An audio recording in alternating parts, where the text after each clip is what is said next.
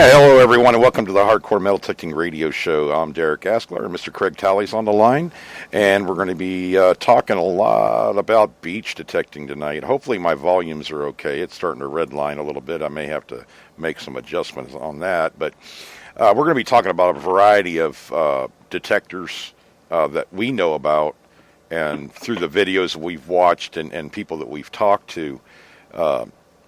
Yeah, they're saying the volume's up. Let me turn it down a little bit, guys. How's that there, Ohio? Let me know. I turned it down about halfway. But at any rate, we're going to talk about several different detectors. I'm not beating up any detectors. This is just what we've seen, and through using some of these detectors and from what we've seen on videos and by talking to other people. And some of the settings, the names of the settings I may get wrong, or Craig might get wrong, because they change some of the names on different models of metal detectors. Different makers of metal detectors use different terminology. So we're going to try to get through this a little bit. It may get kind of deep, but by all means, if you guys use some of these detectors on wet salt sand, feel free to call in and give us, your heads up on what you have found with them, or maybe some advice for people that have that detector. And, you can just call in at 352-504-4170, and, we'll put you on the air. And, it's just pretty much what you've found with your detectors. And so, Craig, I know you don't do a lot of beach hunting. You have in the past, but, you put your 2 cents worth in too, brother, because I do a lot more beach hunting, but you have a lot of good ideas about it too, all right? So... All right, man. All right. I guess I want to start out with one thing on as far as beach hunting in general. Most VLFs, this is primarily going to be about VLF because I really don't have any experience with pulse induction. They do work better on wet salt sand and dry sand and mineralized soil and stuff like that. But, I don't have very much experience, neither does Craig, I don't believe. So we're going to kind of go with the VLF side. That's primarily... the detectors that most of you all buy, relic hunters, coin hunters, that kind of thing, that does have discrimination and tone ID and that kind of thing, where a pulse induction, you can tell when you swing a coil over something, whether it's going to be iron or non-ferrous by the tone it gives you, but for me, it's a totally different animal. So I'm going to separate them. But with the VLF side of it, a lot of VLF detectors have a very difficult time on wet salt sand. And one of the reasons for that, that I found, obviously, is that you have different kinds of mineralization. Primarily the VLFs deal with, I guess, soil mineralization, like in Culpeper or wherever, a lot of irony kind of mineralization in the soil that can hamper or pretty much limit you with a VLF detector, depending, as far as depth and everything, compared to moderate to low mineralization, mineralized soil, where you can get targets deeper. All right. But when you're on a wet salt sand beach, right by the water right there, you're dealing with salt mineralization too. So you have two different kinds of mineralization. And picture a pie chart. Whites did this a while back for the Beach Hunter ID. If you guys want to go and look that up on YouTube or whatever, I'm sure they still have the videos about it. And they kind of explain this, that you're expecting, the detector usually only has to deal with iron mineralization, not salt. So you have, on a lot of these detectors, you have a salt compensate button, or you have presets for beach hunting settings, stuff like that are already preset into your metal detector, and you can make up your own also. And what this show is going to do, because I had a couple of guys that, one of them, I think it was Ron Howard, had messaged me, and I don't know Ron real well, but he was saying, I believe he says he has an Equinox, and he was having a lot of problems with it. He couldn't get it quiet no matter what he did. I just wasn't, in the wet salt sand, it was difficult. Keeping it, keep it not so chatty. It was noisy falsing, or along those lines. And that is, you're going to have to change your settings. Now, some of the presets on the Equinox, I'm not picking on the Equinox. I'm just using it as an example because this is what he asked me about. But I haven't used the machine, but I've been watching a lot of videos and talked to several people about the machine. And just what I'm seeing on it, you may have to adjust your machine down quite a bit to work wet salt sand. That's not a bad thing. You're trying to find the happy medium where you can work in that environment and keep your machine stable. That is the main thing. A VLF detector on wet salt sand. If you try to use your inland hunting settings, you're probably going to wrap that thing around a surfboard or something because you're going to get so mad at it. It's going to be so chatty. But because it's a different environment, you can't use near the gain or sensitivity, and there's a lot of other adjustments. So I'm going to go through a few of them. And this applies to a lot of VLFs, even the Bliss tool, the way we run it. They're different animals in the aspect that I have a lot more adjustment room and a lot more different kind of settings on the Bliss tool compared to some of these other machines or the range in which I can adjust it. But as far as the Equinox goes, what you're having a problem with, Ron, I believe that you're running too much sensitivity with the machine. And this is, like I said, just my opinion. Move your sensitivity down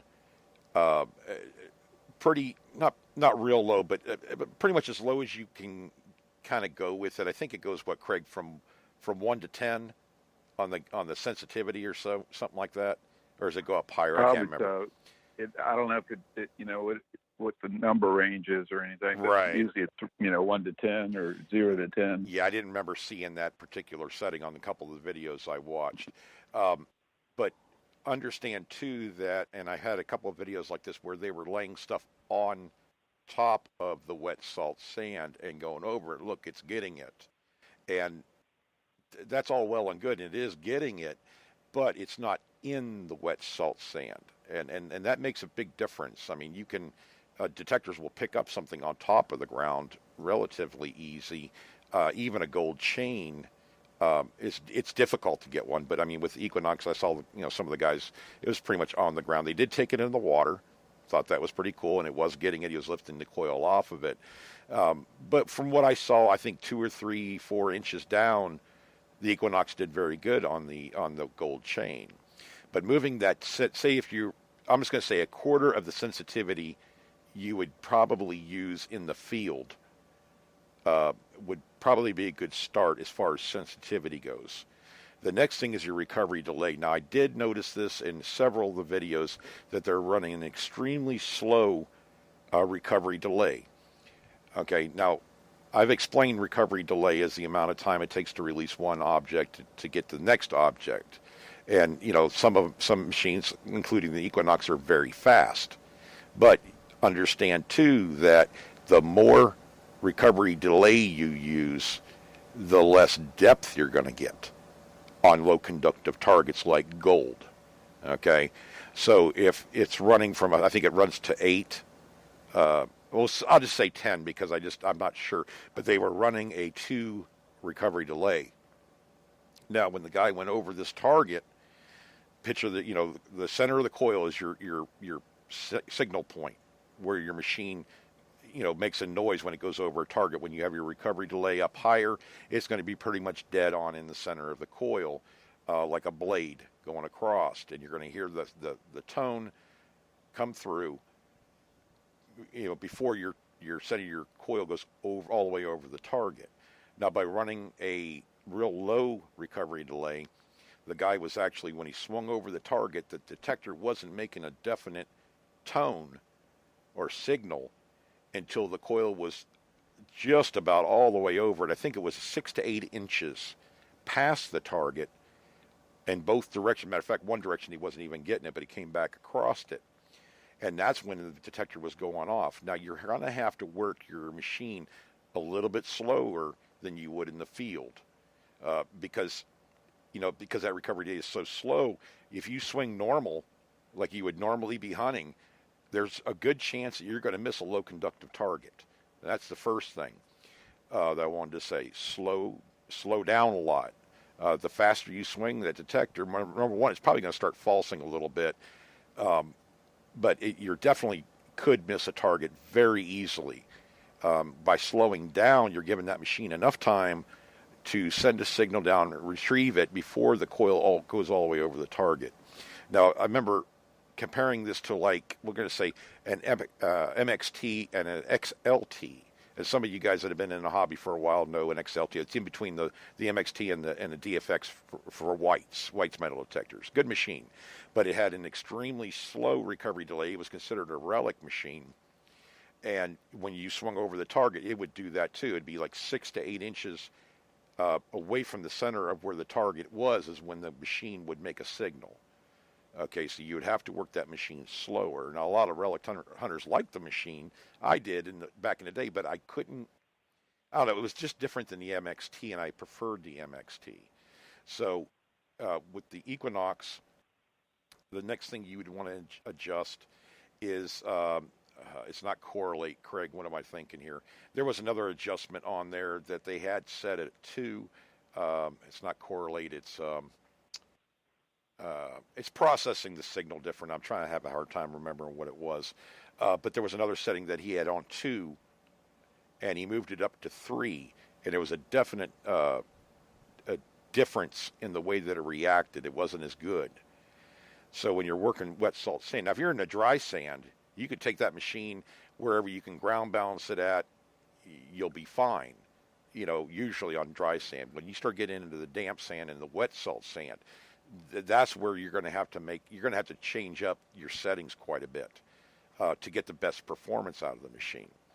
So, that's what I had seen in a lot of the videos I watched was, I'm getting a target and he's scooping a dime or a penny or whatever at maybe an inch or 2 in the wet salt sand and saying it was good. It is good. I mean, every detector will find you something, but penetrating down into the salt sand, I didn't, when they had it set up the way they did with slow recovery delay and, the sensitivity lower and that kind of thing, they were able to get the gold chain and at, like 3 or 4 inches down, which is very, very good for a VLF. Don't get me wrong. It doesn't sound like much, but that's very good because a lot of detectors can't do that. They're just too unstable. On the wet salt sand part of it. So, but using, and that's another thing, Craig, too. I see these tests, and people are trying to do good videos, and they are doing good videos, but the size, the surface areas on some of these targets that they're testing with or using are quite big. I saw several of them in there, and these go along the lines of, this detector is better than that detector, and they're going to put them out of business because it can get a gold ring, but this gold ring's the size of a class ring, for crying out loud. I mean, there's not very many metal detectors that wouldn't get that at 2 or 3 inches down, or even 7 or 8 inches down, I wouldn't think. I mean, that's not it's a test for gold. It's a low conductor, but the surface area, it's a big target, fat gold rings and stuff. It's kind of like comparing a men's wedding ring to a woman's wedding ring. There's quite a bit of difference. It's obviously smaller, thinner, very hard to get. It's probably always also the carats of the right. 10K, the 14, more pure. Right. It's going to be harder to get it. Yeah, it seems to me, and this is my experience with using the Bliss tool, that a 10 carat and an 18 carat, you'd get them, but the 14 carat was a lot louder. I don't know if that's the reason, what it was mixed with or what have you. And that was the one ring that it flabbergasted me when I put it in toggle 1, which is supposed to knock out everything but silver and clad and partially brass and stuff, but it usually knocks out all gold and aluminum and, stuff like that. And it was able to get the 14 karat gold. So I don't know, Craig's right. It depends on the well, if you take a lot of class rings, I think are 10 carat, like a high school ring or something. Right, they read up fairly high. They'll read like 55, depending on the size. Right. They'll read up. Sometimes it's like a bottle cap or something. Right. Aluminum bottle cap or a zinc penny. But whereas I've gotten like a 22 karat, wedding band, and it read, it was a fairly good size one, but it only read like, maybe one number above nickel. Right. In fact, I think I thought it was going to be a silver nickel when I dug the one up in this guy's yard. But I've dug 10 karat white gold, and it doesn't even read on the meter. Right.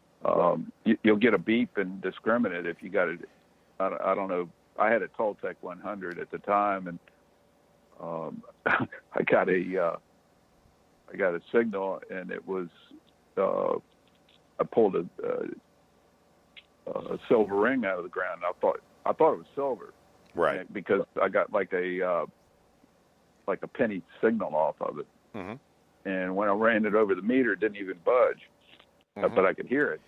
And then I looked inside and I saw 18 karat, and then I went back over the hole and there was a wheat penny in the hole. Yeah. But I was kind of lucky. I wouldn't have dug that signal, not in a junky park. I mean, I wasn't going to dig it like what would have been a low tinfoil signal probably. Yeah, that's definitely a saving grace as far as dealing with a beach, because if you're really trying to be thorough in your beach hunting, you dig most signals. Anything that makes even a halfway decent signal, you're going to dig it, because you wouldn't do that in like somebody's yard, because you'd be making it look like a roto-rooter went through there and just ripped up the whole yard, or rototiller. On a beach, you're going to. Yeah, the beach. Yeah, the beach has all kinds of debris along with good stuff. I mean, I can pick up a Three Musketeers bar wrapper, for crying out loud, or these ketchup packet. Those kind of things will come through if you're really paying attention, and it's quick. But you dig them just because, well, it could be a very small stud earring or something along those lines. You dig more stuff on a beach because you're just, you're being thorough, and that's what you do on a beach. I mean, obviously, if it's a big chunk of iron or something, you're going to stay away from those signals a little bit. You want to have enough discrimination. But some of the things that I found that work with a lot of different detectors, and this guy, the guy I'm talking about here that asked me this question, has 25 years beach detecting. Okay, so he's not a novice. I mean, he's a seasoned hunter, and he's used XCal. He's used the CTX. He has a lot of experience. So, these are some things that even a seasoned hunter you have to kind of rethink the way your detector is working when it comes to wet salt sand. Now, regular wet, sand, like say you're up in Chicago and you're at a beach over there, you're dealing with fresh water. It's a different scenario. Salt is the uncommon factor, and it will mess with your VLF. Now, some of the things that I have figured out over the years with our detector, the Bliss tool, don't sell them anymore, but, it forced me to learn a different way to metal detect a beach. And first thing, what I found, and this guy, Ron, had done the same thing, was the first thing he did was turn his ground bounce to 0 on those other machines, the XCal and stuff like that. It seems to work for him very well. Now, with the Bliss tool, that's exactly what I did. Years ago, was turn the ground bounce to 0, and it's pretty much on accident at first, but it kind of worked opposite the way you would think about it. You think, well, with 0 ground bounce, it's not going to work at all. That's what I thought at the time, but it works. Now, going by the V3 model, the other thing was the discrimination toggle, which works differently than the newer models. It was primarily for ground contaminants and mineralization, and you had 3 settings. One was the most aggressive of the settings for highly mineralized soil stuff. You would use that. So I went to the other end of the spectrum. Well, I'm not dealing with a lot of iron mineralization. I'm dealing with salt mineralization. So let's try this in toggle 3, which is the least amount of ground contaminants and mineralization. One of the other settings, I turned down the gain down to 0. Don't want any more power because you're already dealing with a wet, water, which is a conductor. I believe, anyway, that's what Craig thinks too. It makes your detector work better because water conducts the signal, essentially. But because of the salt, that can work against you. So I turned my gain down to 0 and went with it with a lower threshold. And then we have a knob on the machine that is called a silencer. And that works with EMI, or adjustment to tune out a little bit of EMI, It also changes the eruption of the sound of the machine to make it more pronounced. Okay, this enables you to actually, in a regular field setting, to run a higher sensitivity, and also put the silencer up a little bit. It makes it more stable, so you can get a higher sensitivity or threshold with the Bliss Tool V3. Okay, I took that situation and I put those settings in there, and it's pretty much combating, or having a war with the salt that way. I mean, it's taken the salt out of the equation pretty well compared to other VLFs that I've used, and I was able to get depth with that also. Now, when we came out with the V6, that machine has an iron ore mode, but it also has a recovery delay setting, which I could slow or speed up the recovery delay. It also deals with 2 frequencies, okay, by putting it into a lower frequency with the Bliss Tool V6, all the way up into turbo mode. It was actually smoother than normal mode, which is 8 kilohertz. Okay, so these are the kind of the premises I've used on other metal detectors on the beach, and they seem to work pretty well. I'm not going to say you're going to get great depth, but you're going to have a nice, stable machine that you can count on for, whatever you're able to achieve with that machine as far as depth go. You might want to bury a penny a little bit in the wet salt sand, that kind of thing, to give yourself an idea of what you're going to be listening to, because it may not be the best pristine signal that you're used to getting in a field situation. Okay, it may be distorted a little bit because of the salt.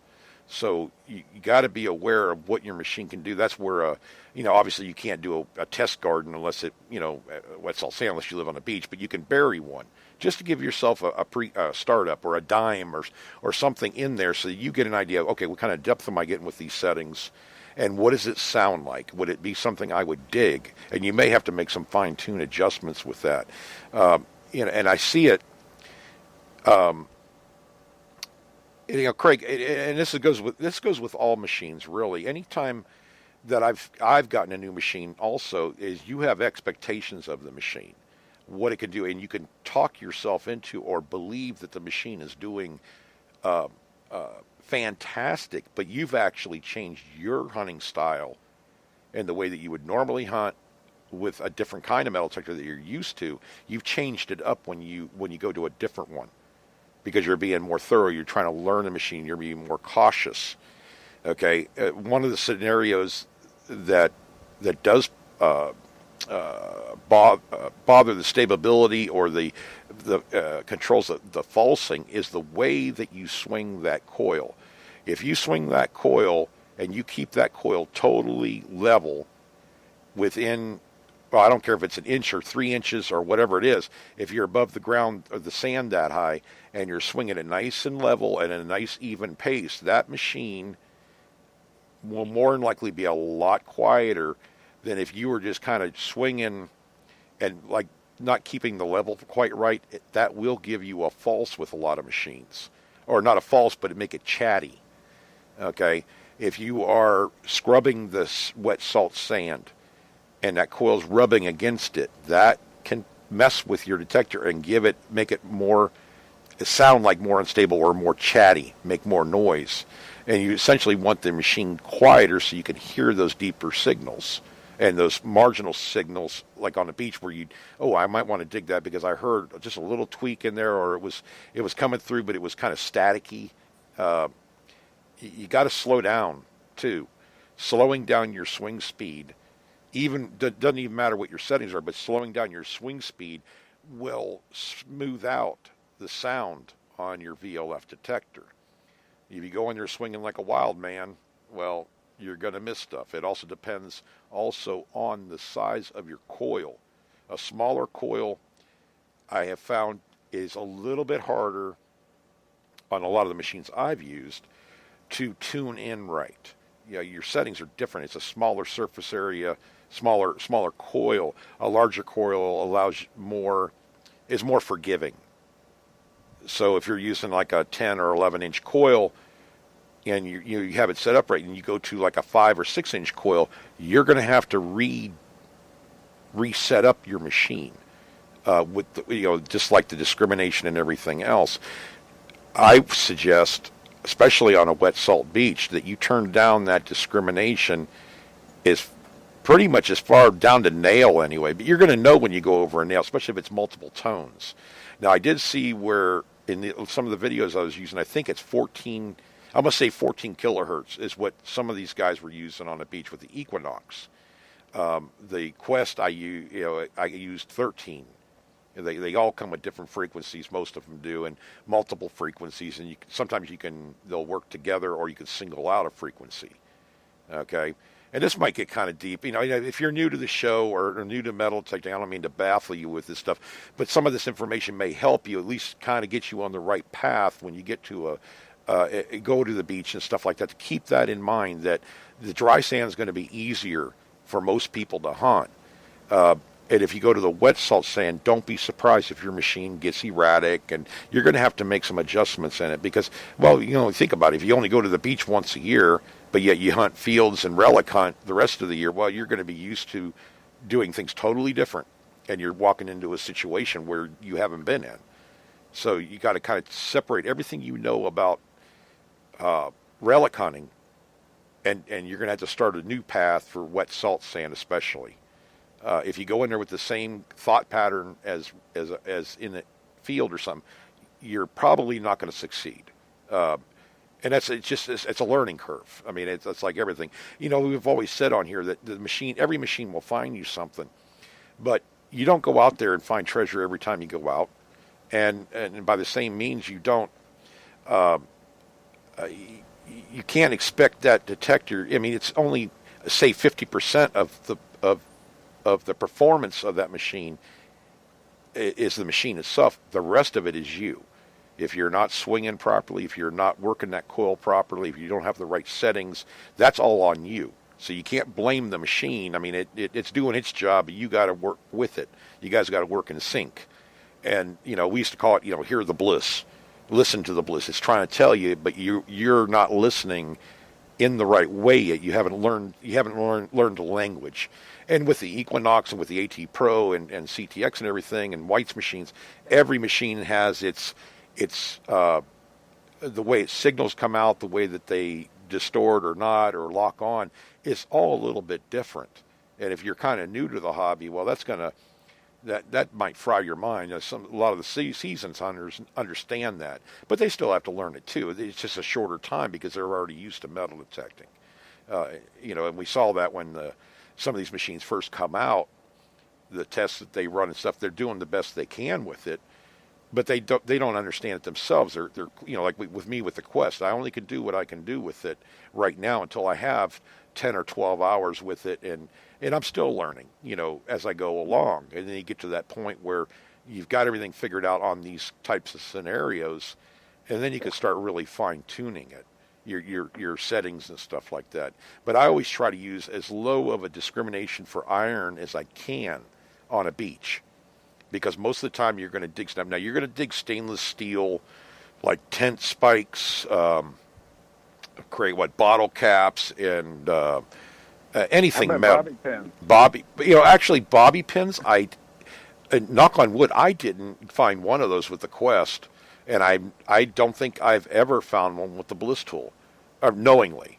It's for whatever reason, it tunes them up. Now, I had a Beach Hunter ID, and the bobby pins would always give you a double beep, one direction, and a single beep the other. But it was so noticeable after I used it for a little while that they were bobby pins, and I still dug them. But that did get annoying because you don't realize how many bobby pins are out there. It's crazy. Every woman that goes, girl, whatever, goes out there and they take their hair down or they swim and they fall out. And, well, they get washed in. And, of course, you have a lot of trash on the beach. So be prepared to dig junk.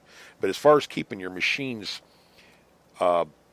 stable is, you don't want the machine crazy because it's going to drive you nuts, especially if you're wearing headphones. And it's important to wear headphones too. You see a lot of our videos, you don't see us wearing headphones, or we're not, making the videos with headphones so you guys can hear the signals and stuff. And that's what a lot of these guys were doing too. But understand that if you're hunting a beach, you have the wind, the surf, the people yelling, all that, having fun. You need to have a set of headphones so you can pick out those deeper targets. They're not going to sound pristine. They're going to be like whisper targets, and it just depends on what machine you're using and how well it does at that. But it's wet salt sand is not a place I would take a low-end detector in. I mean, you probably could do it, and you probably could find some settings that will work. And I mean, low-end, low level, as far as the what the machine is capable of, like I'm just say Radio Shack Special. I mean, you're not going to probably have very much success on wet salt sand with that. You may get it marginally stable. You may not be getting any depth with it or whatever, like you would like a Deus or an Equinox or whatever. You're going to get better performance out of that. So it's mid to upper level machines. Craig, I see, I even watched several videos. I'm not even give the company names. It doesn't really matter.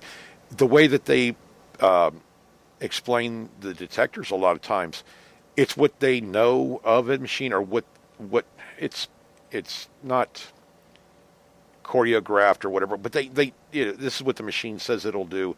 This is what they report on. This is how they not field test, but do a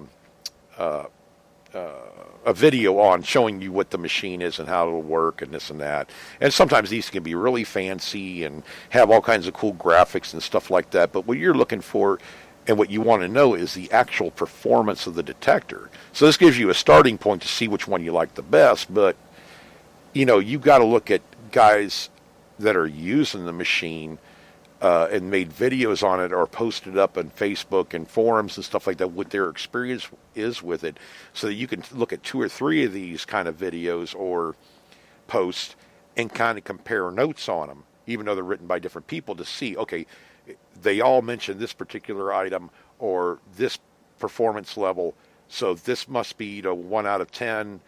I wouldn't really believe it, but if there's like 5 or 6 guys that are getting the same result, then that setting is where you got to be at or near it. And that's what the machine, this machine will work better than that machine. You're kind of just doing a comparison right off the bat to get, you peace of mind. So don't necessarily believe everything you see on these commercials. I don't know what to call them, Craig. I don't know what you'd call them. I'm not knocking them. I mean, they got to make a video about it to sell their product and everything else. Just be aware of that you have to make some decisions on your own what kind of hunting you're going to be doing. If you're going to be doing all beach hunting and stuff like that, and you're going to be in the water, I mean, you can't.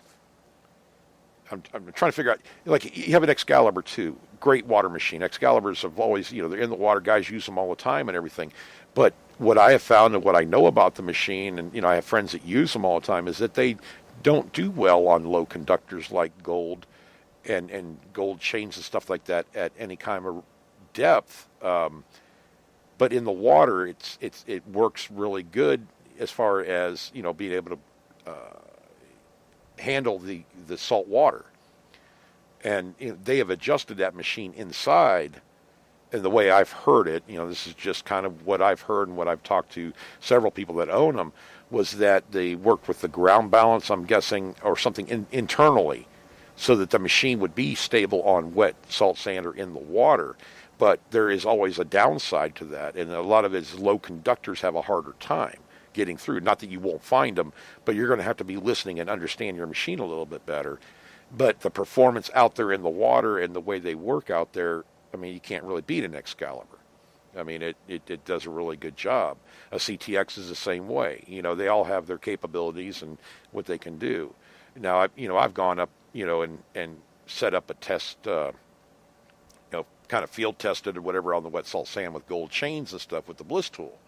And then a guy comes up with an Excalibur 2, and he was pretty, kind of newer to the machine. He'd been out, say for 6 months or so hunting with the machine.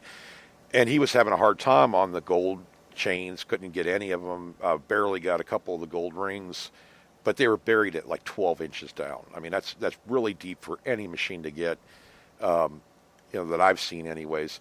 Now, they did do some field testing with nickels with the Excalibur. I saw a video about that. I can't remember who did it, but they had him buried at, I think, 6, 7, 8, 9, 10 inches down. And it did pretty good. I mean, up until around, it couldn't get the 12-inch very good. And I think it got the 10-inch nickel, But this was really wet salt sand. So, if you're getting any kind of signal, any kind of tweak right there, I would probably take a couple of scoops of sand out of there at least to see if you can break that surface area. That works in the field too. You take a scoop of dirt out, it breaks a halo if it is there of iron, big iron, but it also enables your detector to detect whatever's in the ground a little bit better. And that's the way I hunt the beach too. I mean, if I'm getting any kind of a signal that sounds remotely good, I'm going to dig it on the beach because it doesn't take much to take a scoop or so of sand out of there. So, Ron, with your settings that you said you tried a lot of them, you might need to switch to the other end of the spectrum. Now, I think they were using Beach 1. I have to look again. Beach 1 or Beach 2 with the Equinox. But don't you look at their settings right there, and they're probably going to be a lot lower than what park settings would be. So look at their settings and start moving them down just a little bit, especially your sensitivity. You don't need to, if you pump a bunch of, I'm going to call it gain, but if you pump a lot of gain in there, you're going to amplify the target so much, and you're already dealing with trying to control the power of the machine, any machine you're using. So you're trying to control that to keep it stable. You're going to kind of start reading the ground, right? Or the sand. Exactly. Because remember, you're not dealing with iron mineralization, you're dealing with salt mineralization. And that's why so many VLFs don't work well on wet salt sand. They will work, but it's not something, it's going to be annoying a lot of times with that scenario. Like I had the AT Pro out there. Well, I could adjust it, but I just wasn't getting any kind of the performance that I wanted out of the machine. Now on dry sand, it was fine. And this also depends on the coils that you use too. Aftermarket coils may work better. Or not. I mean, it's just something you're going to have to try, and hopefully you have friends that have the same machines so that you can kind of ask them what their experience was with different kinds of coils, like whether it's a Coil Tech or a Nel coil or SEF coils. There's, for several of the machines out, there's a multitude of coils you can get for your machine. And don't necessarily go by size of coil either. I had the 7, I think it was a 7x9 for the whites, and I bought an 8x6 SEF coil, and I always thought the SEF coil for the whites worked really good at unmasking targets and giving me a clearer sound. And you guys see it with the Nel Tornado coil with the AT Pro. You're getting a good signal. It may not read up on the meter, right, but you're definitely getting a better signal and at deeper depths. So maybe at AT Pro with a Nel coil, the Tornado coil, or whatever they call it, out on the wet salt sand may work better. You just may have to figure out the settings a little bit and understand that you're hunting by sound then. Sound is better. I think it's always better. It's okay to look at the meters and stuff. I mean, by the way, like the gold chain test I saw and stuff, we're reading a 1 or a 2 on the meter on the Equinox. But when the guy adjusted God, man, Craig, I can't believe I forgot the name of that adjustment on it.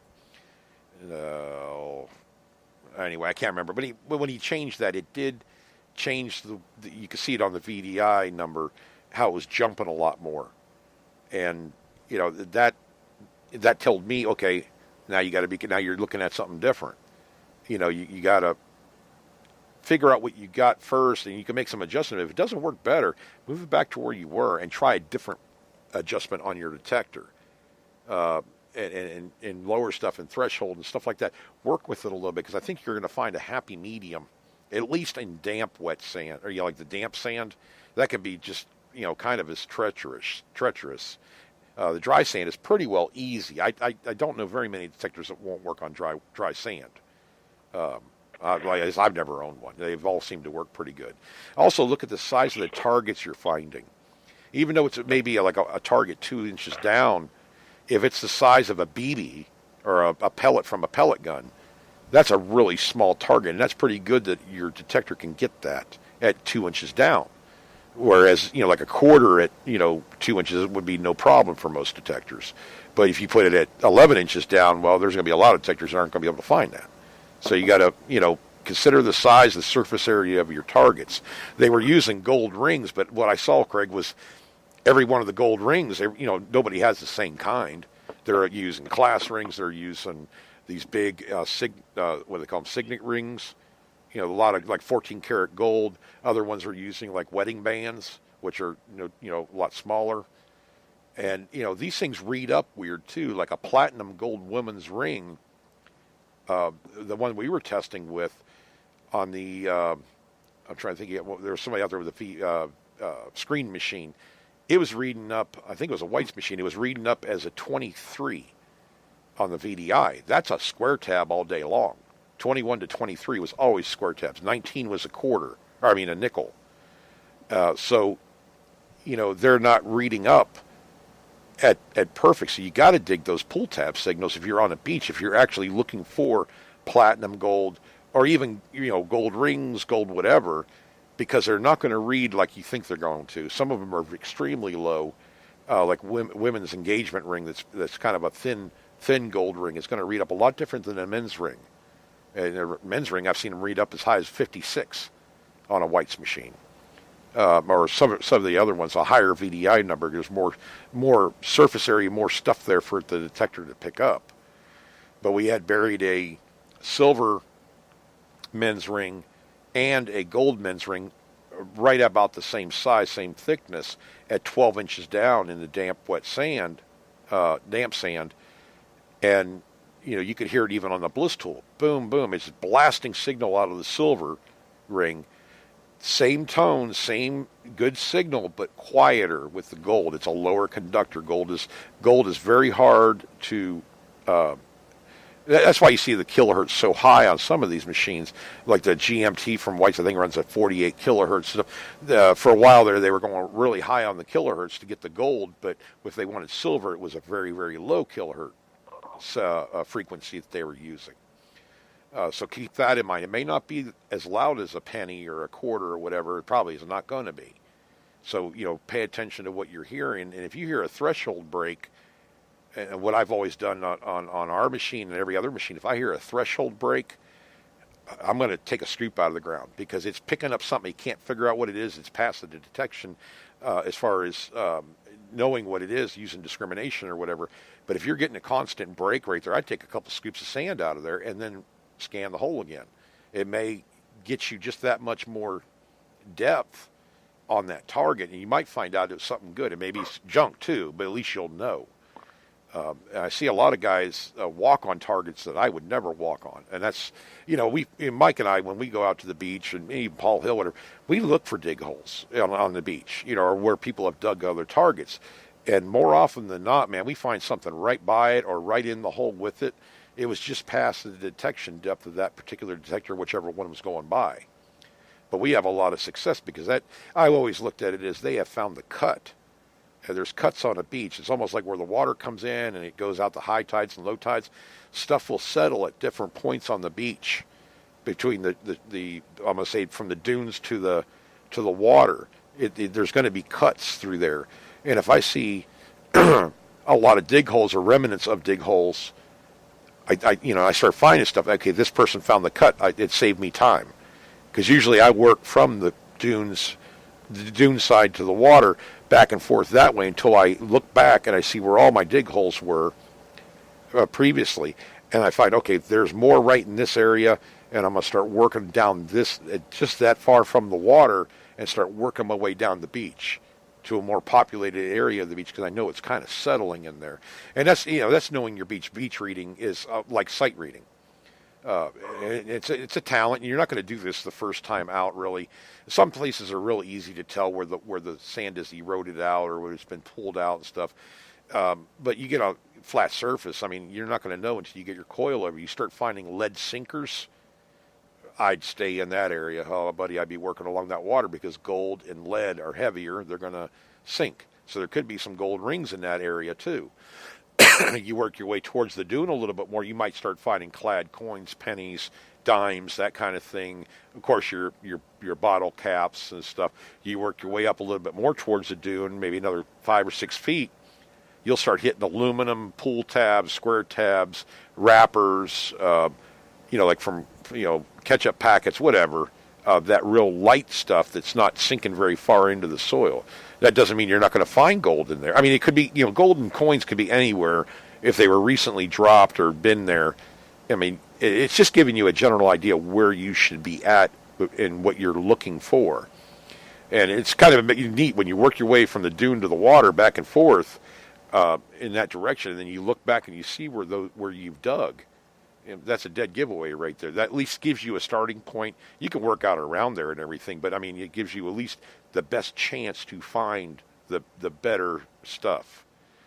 So in taking your detector out there, if you can get it set up properly, and try to explain this stuff too, is it's pretty hard to do for me because I have it in my head, where the adjustments are and stuff like that, what I would do, but writing that down on a post or something can get pretty lengthy, and that's what I told him. If he wanted to call in, Ron, you can call in, or anybody really. The phone number is 352-504-4170. With your particular detector, what have you found out on the beach?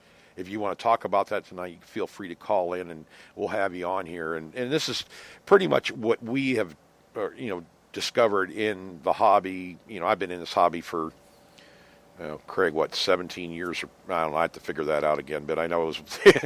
I've been in it for a long time, and I've hunted the beach quite a bit because I live down here in Florida, but not as much as like Mike Miller, that goes out just about every day, and that man has found so many rings and stuff like that out there. But he's also using several different detectors for each of the activities that he's doing. If he's going in the water, he has a Fisher CZ21. He loves it. Matter of fact, I think he has 3 of them. But he goes in the water with that machine chest deep and hunts. If he's hunting on the wet salt sand to dry sand, he may use the Bliss tool, or he does have an X-Cal, I think, also, that he'll use in the water. But you have your arsenal of metal detectors that work the best in the environment that you're in, or that you want to go to, and that's why a lot of us own several different kinds, because they're, just law averages. One detector is going to work better in a certain environment than another. But yeah, it takes a little bit of patience. You might need to just take an hour and work with that machine, and not even look for nothing, but you're just trying to get your machine stable. Bury a couple items. It doesn't even take an hour. Probably could do it in 15, 20 minutes, really. And to give yourself an idea of what you're listening, how your detector is going to react to it. And, that's the best advice I can give you for beach hunting. But do watch recovery delay. Understand that you have to move slower. If you go too fast, it's going to lose it. You're going to miss it. Well, not all the time, but it's more of a chance to miss the target. And I've tried this I want to do this with the Bliss tool only because I can adjust it either way so much, to give you guys a real idea, some of the newer people in this, that the recovery delay is when it goes over that target. If you have a fast recovery delay, or the machine is set up like that, as soon as you go over that target, right in the center of that coil, it should be beeping or making a noise. If you get all the way over the target, it's gonna sound off after the target quite a bit. Hey, chill out, dog. He's going to go eat somebody up right now. Sorry about that, Craig. I swear he has a dream and thinks somebody's coming in the gate, so he's going to go out there and bark. But yeah, understand too that salt, I mean, I know it's different. If you were in California hunting a beach, or New Hampshire or whatever hunting a beach, the content of the salt and the way the mineralization on the beach, even in Florida, if you go to the East Coast, you'll see the red sands and the black sands. You'll hear about that a lot when gold prospectors and stuff. You can see the color, just a little bit of color in the sand itself. Most of the time it's black, but you do find brown. That's iron mineralization right there. That's not salt mineralization. So on the East Coast, that's more prevalent because you're obviously by the Atlantic Ocean, versus the Gulf of Mexico. Two different scenarios, two different kinds of salt content, a lot more wave action on one side than the other. So your settings will definitely probably change, because I know mine do on most of my detectors, between the East Coast and the West Coast of Florida. And this is going to be the same if you're hunting North Carolina beaches or California beaches or whatever. You keep that in mind, that you're dealing with a different type of sand or soil or whatever. So these may change. And I've had guys call me that were hunting down like in the Dominican Republic or the Caribbean, and say, man, this machine won't calm down. I can't get it, set up right or whatever. And we're having to go to extremes, but also know that there's retaining walls. There's old stuff in those beaches. I mean, if you go to even Indian Rocks Beach and stuff like that, I mean, I remember Tom Jones was hunting. He goes, it's great signal. It's good signal. He digs down 2 foot and hits a retaining wall. Well, yeah, we had to laugh about it because he knew it, but you could see them towards the buildings or the condos. They were still out of the ground, but everything from there, like 10 or 20 feet, from there down to the beach, with the wet sand, you couldn't see them. They were under the ground. So, you're going to run into some weird scenarios. You might even run, I don't know, Craig, I would think they have hot rocks and stuff like that on beaches too, wouldn't you? Like, especially up in like Seattle area or California, Northern California and stuff. I don't know if they have that problem or not with like hot rocks, stones, and I hadn't really been over there. Yeah, I don't know if sand would have hot rocks or not. Well, it's kind of a rocky soil. Yeah, well, some of these beaches and stuff have like rock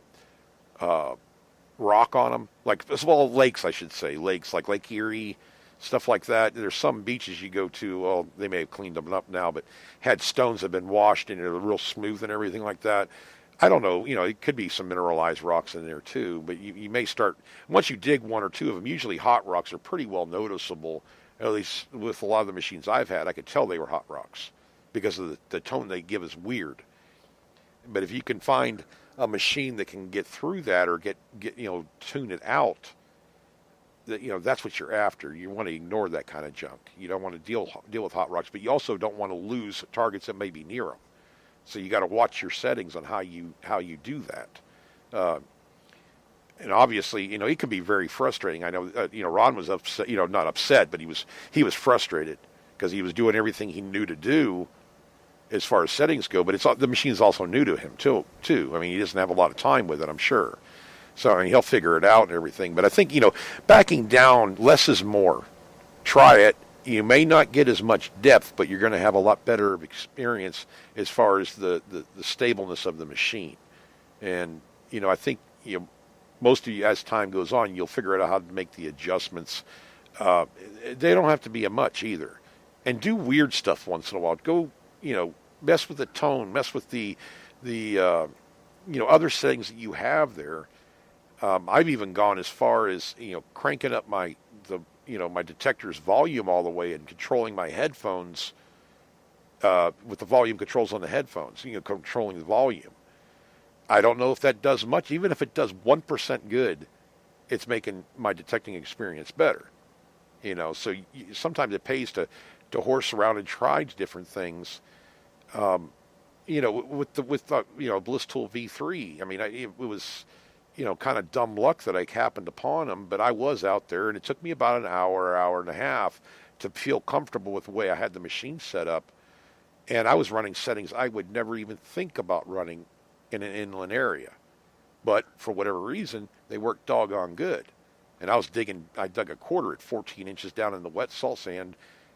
I couldn't even get the quarter out of the ground. I had to have another guy that had a sand scoop there, and we were both digging for it.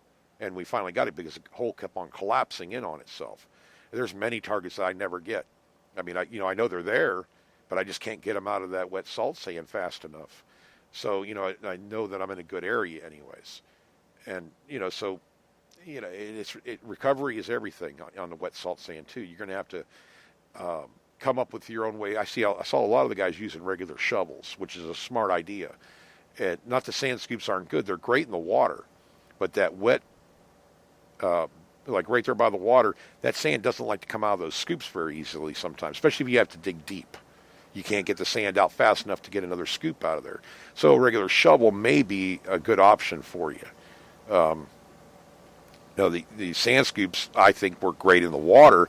But, anybody who's done any kind of wet sand hunting with a scoop that has the little holes in it and stuff and tries to shake out, like use it as a colander or strainer or whatever, let the sand fall out and the coin is supposed to be left in the bottom of it. You do that 50 times with a full sand scoop. Your arm's going to fall off you. I mean, it's not like the water where you can just hold it in the water and the water will wash the sand away and relieve the good targets in there, or the dry sand where it flows right through. So that's the premise of taking a regular shovel or a flatter, not so like cone-shaped or whatever sand scoop because you want to flip that sand off there really fast to get the next scoop out of there if you have a deep target. So, I don't know if they even sell those, Craig, very much, the scoop. I made one. I mean, you guys see it in my videos and stuff, and I've made a couple more since. It's just a number 2 garden shovel. And you heat it up, bend it, and then, of course, treat it, temper it, with, I used water, probably better to use oil, but, to get that temper back in it, that way it's a different kind of digging style, but you can flip that dirt off fast. And, it's just things that you do and you make to make your job, or your fun, I should say, a little bit easier. Same with pinpointers. I've had a couple people ask me about pinpointers. I mean, there's a lot of good pinpointers out there, and there's a lot of bad ones. Or not bad ones, ones that don't perform the way they should. You get your Mind pinpointers and your Garrett and Detecnics and stuff like that. They're all, Whites. They all put out a good pinpointer, but if you go to the low end of pinpointers, you're going to have a hard time getting a penny at an inch away. It's not really helping you out as far as pinpointing goes as easily as one of the other ones that can get a dime, like maybe 3 or 4 inches away. Yeah, they're probably not as durable either. No, I mean, I had one. I bought it from Harbor Freight. I mean, it did its job. It would be good for a lot of different things, like if you were woodworking or something, and you're trying to find if you're using used lumber. You want to find out if there's a nail in it before you cut. That'd be great, But as far as hunting with it, I have on a pinch when I didn't have a pinpointer. It does work, and it's only like $19 or something like that, probably less now. But the button broke, like after about 5 trips with it. I had to go and rewire it, resolder it. You have to be a kind of a jack of all trades to work some of this stuff. Or you get stuff, and we always make fun of it as the root assassin. Bill Marsh had that and bent it the first day. It didn't really cut through the root like they said it would.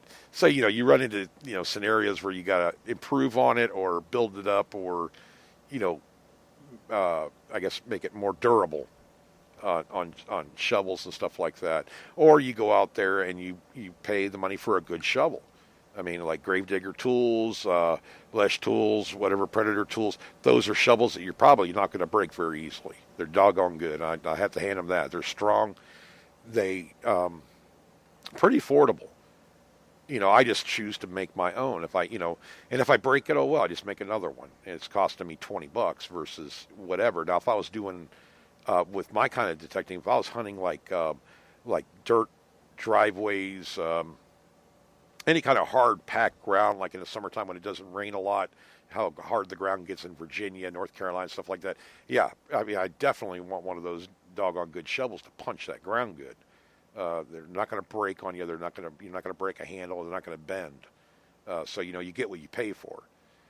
But the kind of hunting I do most of the time, and the way I hunt, just a long-handled shovel, I can handle better because of injuries that I have and stuff like that from the past. It's harder for me to get down on that ground and work with just a regular little shovel. I just assume take a bigger shovel and just get it done to recover my target. Now Craig uses the entrenchment tools. And those, I found that they have their place in my arsenal. I mean, I go into the woods and I bring them my entrenchment tool, whack right through those roots. You have to you get pretty good with them pretty fast, but, make your holes big enough. Don't scratch or hit a good target. And that's one of the reasons why, a pointed shovel, a really sharp pointed shovel, yes, it goes through the sod really easy, makes a nice plug. But you also have to think about when you push that, if you have a coin that's like 7 inches down in the ground, and you're putting that shovel, that really pointed, sharp shovel down into that hole to try to get another scoop, you're pulling back on it, which drags that real sharp point right through the center of that hole, and you're going to scratch a coin. It could happen, or an item. It's happened to all of us at some time. So make sure your hole is wide enough, and use that pinpointer. That is a blessing. For a lot of people. I got a pinpointer was to, target those deep targets so I wouldn't scrape them, when I was trying to get the dirt out of the bottom of the hole. Yeah, it kills you when you scratch a good coin. Oh, my gosh. It just, you did it because it's nice and shiny right there. It's like, man, rookie move. That's what it is. But we all do it. It's all happened. It's happened to us. It probably still will happen to us. But make sure your hole is wide enough, even on the beach, that you got to, if you think that target, it's coming through really loud. It's probably a shallower type of a target, so you can probably take a 6-inch scoop out of there deep and be okay. But if you're getting a whisper tone, take 4 or 5 inches off out of that, on the first scoop, then punch down deeper. You want to get down as far as you can without dragging that point of that shovel or scoop across the coin or something. But that's what I use. Pinpointers are great. And, even on the beach. I mean, yeah, you can throw the scoop out there and kick it with your foot and kind of search it out. But, hey, next time, throw a penny, a beat-up penny, in a pile of sand or dirt and mix it up real good and try to find that penny. I mean, it takes you a little while to find it. It blends in, believe it or not, really good. Pinpointer just, it helps you find it a little bit faster, but it also protects your target a lot better. And especially coins and stuff that are in the sidewall of a hole that you dug. It's still in there, you think it is, and you're just pinpointing a little bit.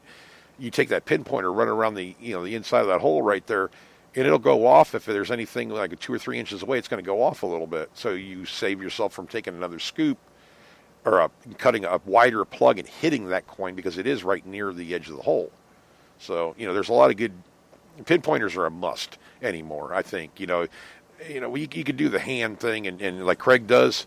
I just never liked doing that. It was always a pain. I'd do it on a pinch, but I've gotten so used to having that ability, not having to reach down there into a hole and feel around and grab dirt out of there. It's, hard for me to get up and down off the ground. When you have knees as bad as mine half the time, that's what it is. But, Craig is like a track star and everything else. He can still jump up and down and do this and that, no problem. So you got to kind of hunt the way that you can hunt comfortably, because metal detecting is already demanding on your body. It's a good thing.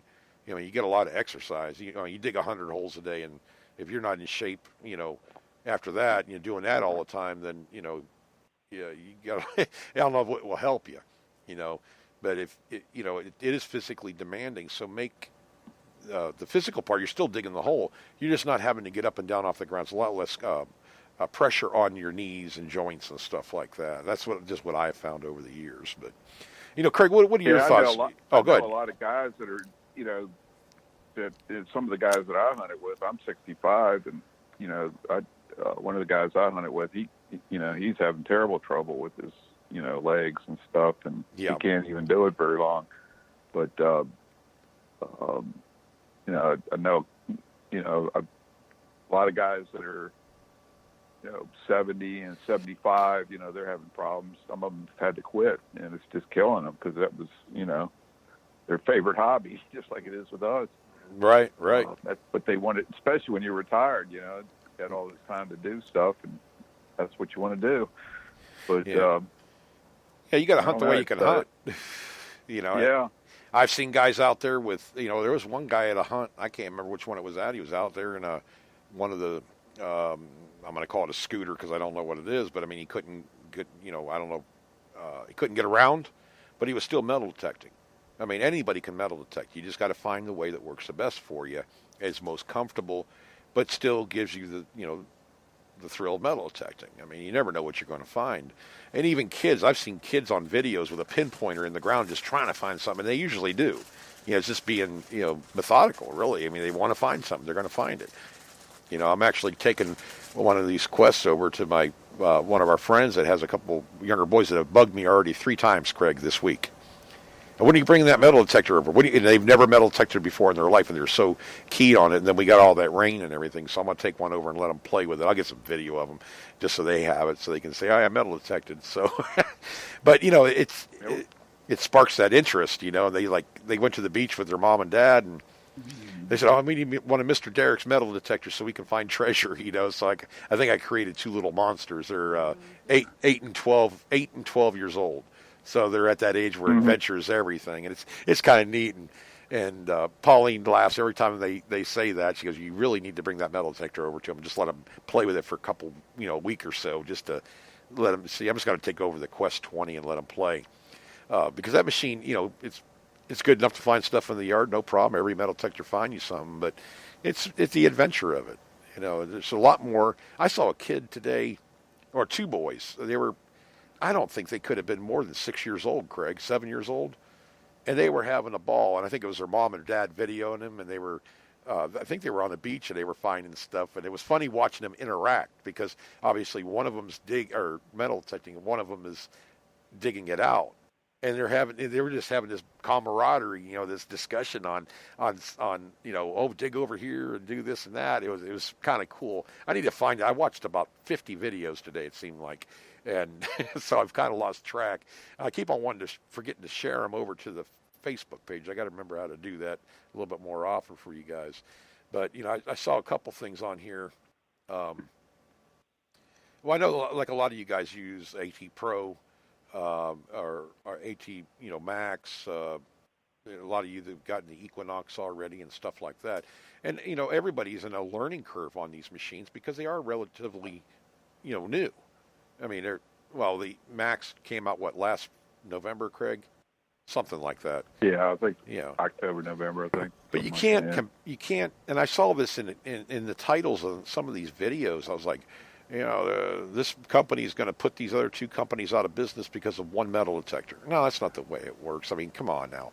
I mean, let's be realistic about it. You can't, nobody's going to go out of business. Every metal detector works a little bit differently. They have different capabilities. You can't take any detector and really. Comparison videos are very funny. They're very quirky. And some people like them a lot. And I think it's the way that they're being done. Obviously, you're going to be more thorough, more methodical with a brand new metal detector because you're learning it yourself also. And that's the way I am. With the Quest, I mean, I have to really totally rethink of the way I metal detect sometimes because I'm used to a different metal detector. So, I take my time a little bit more where I know the other detector very well and I can go right out there and set it up and go. So sometimes I get better results on certain tests until I really stop and think about what I'm doing and adjust my old standby. And then, okay, now I can do that same thing. I just didn't have it for the environment I was in. I didn't have it set up right. That's why I like the comparison test where you go out, and I made a few of these myself. I pick a 20-foot by 20-foot area and start metal detecting with one detector, marking it with golf tees. This is just pretty much for the video and for myself to understand what these detectors, even if you're testing 10 of them, and mark these with different colored golf tees and go back over with the next detector and the next detector, see which ones, and mark each one. They have different colored golf tees at Walmart for like $2.50 or something. But you can mark, like red, white, and blue, red for one, white for the other, blue for the other. But you mark every single target you got good that you would dig with that detector, with that sound that's given you, and you mark them, and then you stand back and look at it and go, okay, all three got this target, only one got this target. It gives you a really good idea. It's a good comparison in that aspect. Plus, you can't use, well, you can, but what I found, especially with the Bliss tool, is if you live in Culpeper and you're trying to use my Florida beach settings or whatever, obviously it's probably not going to work the way you want it to. Every environment, soil, it deals with soil, moisture, EMI, mineralization of the soil. I can't give you like dead-on settings, startup settings for really any metal detector. They find the ones that work the best generally. And that's the way they have them set up. I mean, they got to give you a starting point anyways. It's to educate you as much as it is to find stuff. And then it's up to you to kind of move adjustments around to make the machine better for your neck of the woods. And you take it to another one, like a different state, it may work totally different. You may have to fine-tune it again. It's not a bad thing. Dealing with water, and a lot of us have got a lot of rain, so the ground is really saturated right now. The settings you used last summer are maybe too hot for that ground. For that wet, salt, saturated ground, you may have to back some of your sensitivity back. You may have to use more discrimination or less. And this is all stuff you pick up with time. It's not meant to be a frustration. It's just that you have you have the knowledge already with your metal detector. So just take a breath and you kind of adjust it out. There's a lot of guys that do this really well. I mean, Craig, I was watching some videos. These guys were dead on. I mean, I could hear it. You hear those signals, before they even dig it, whether it's something good or not. Yeah. And I don't even use that particular kind of detector. It's just the way that tone is and the way it locks on. And I'm finding that with, these nuances in these detectors, they're this they have nuance. It just you got to know what you're listening for. Again, that's where your test garden will help you quite a bit. Very fringe targets, targets that are so deep that your detector can barely get them. Bury one or two things like that and listen to that and come at it with different settings. It's going to give you the knowledge to understand what you're hearing, the language of your metal detector. Every detector speaks a different language. And even in the models, I mean, you can't buy, I don't know, you could buy 5 different Mind Lab models. Every one of them, they're not going to be the same. I mean, they're going to have different things they do better. They're going to have a little bit different nuance. They're different. Even the Blisstal detectors, different frequencies, different this and that. It does affect the way the detector works. And it's not necessarily a good thing or a bad thing on the way it works. It's different.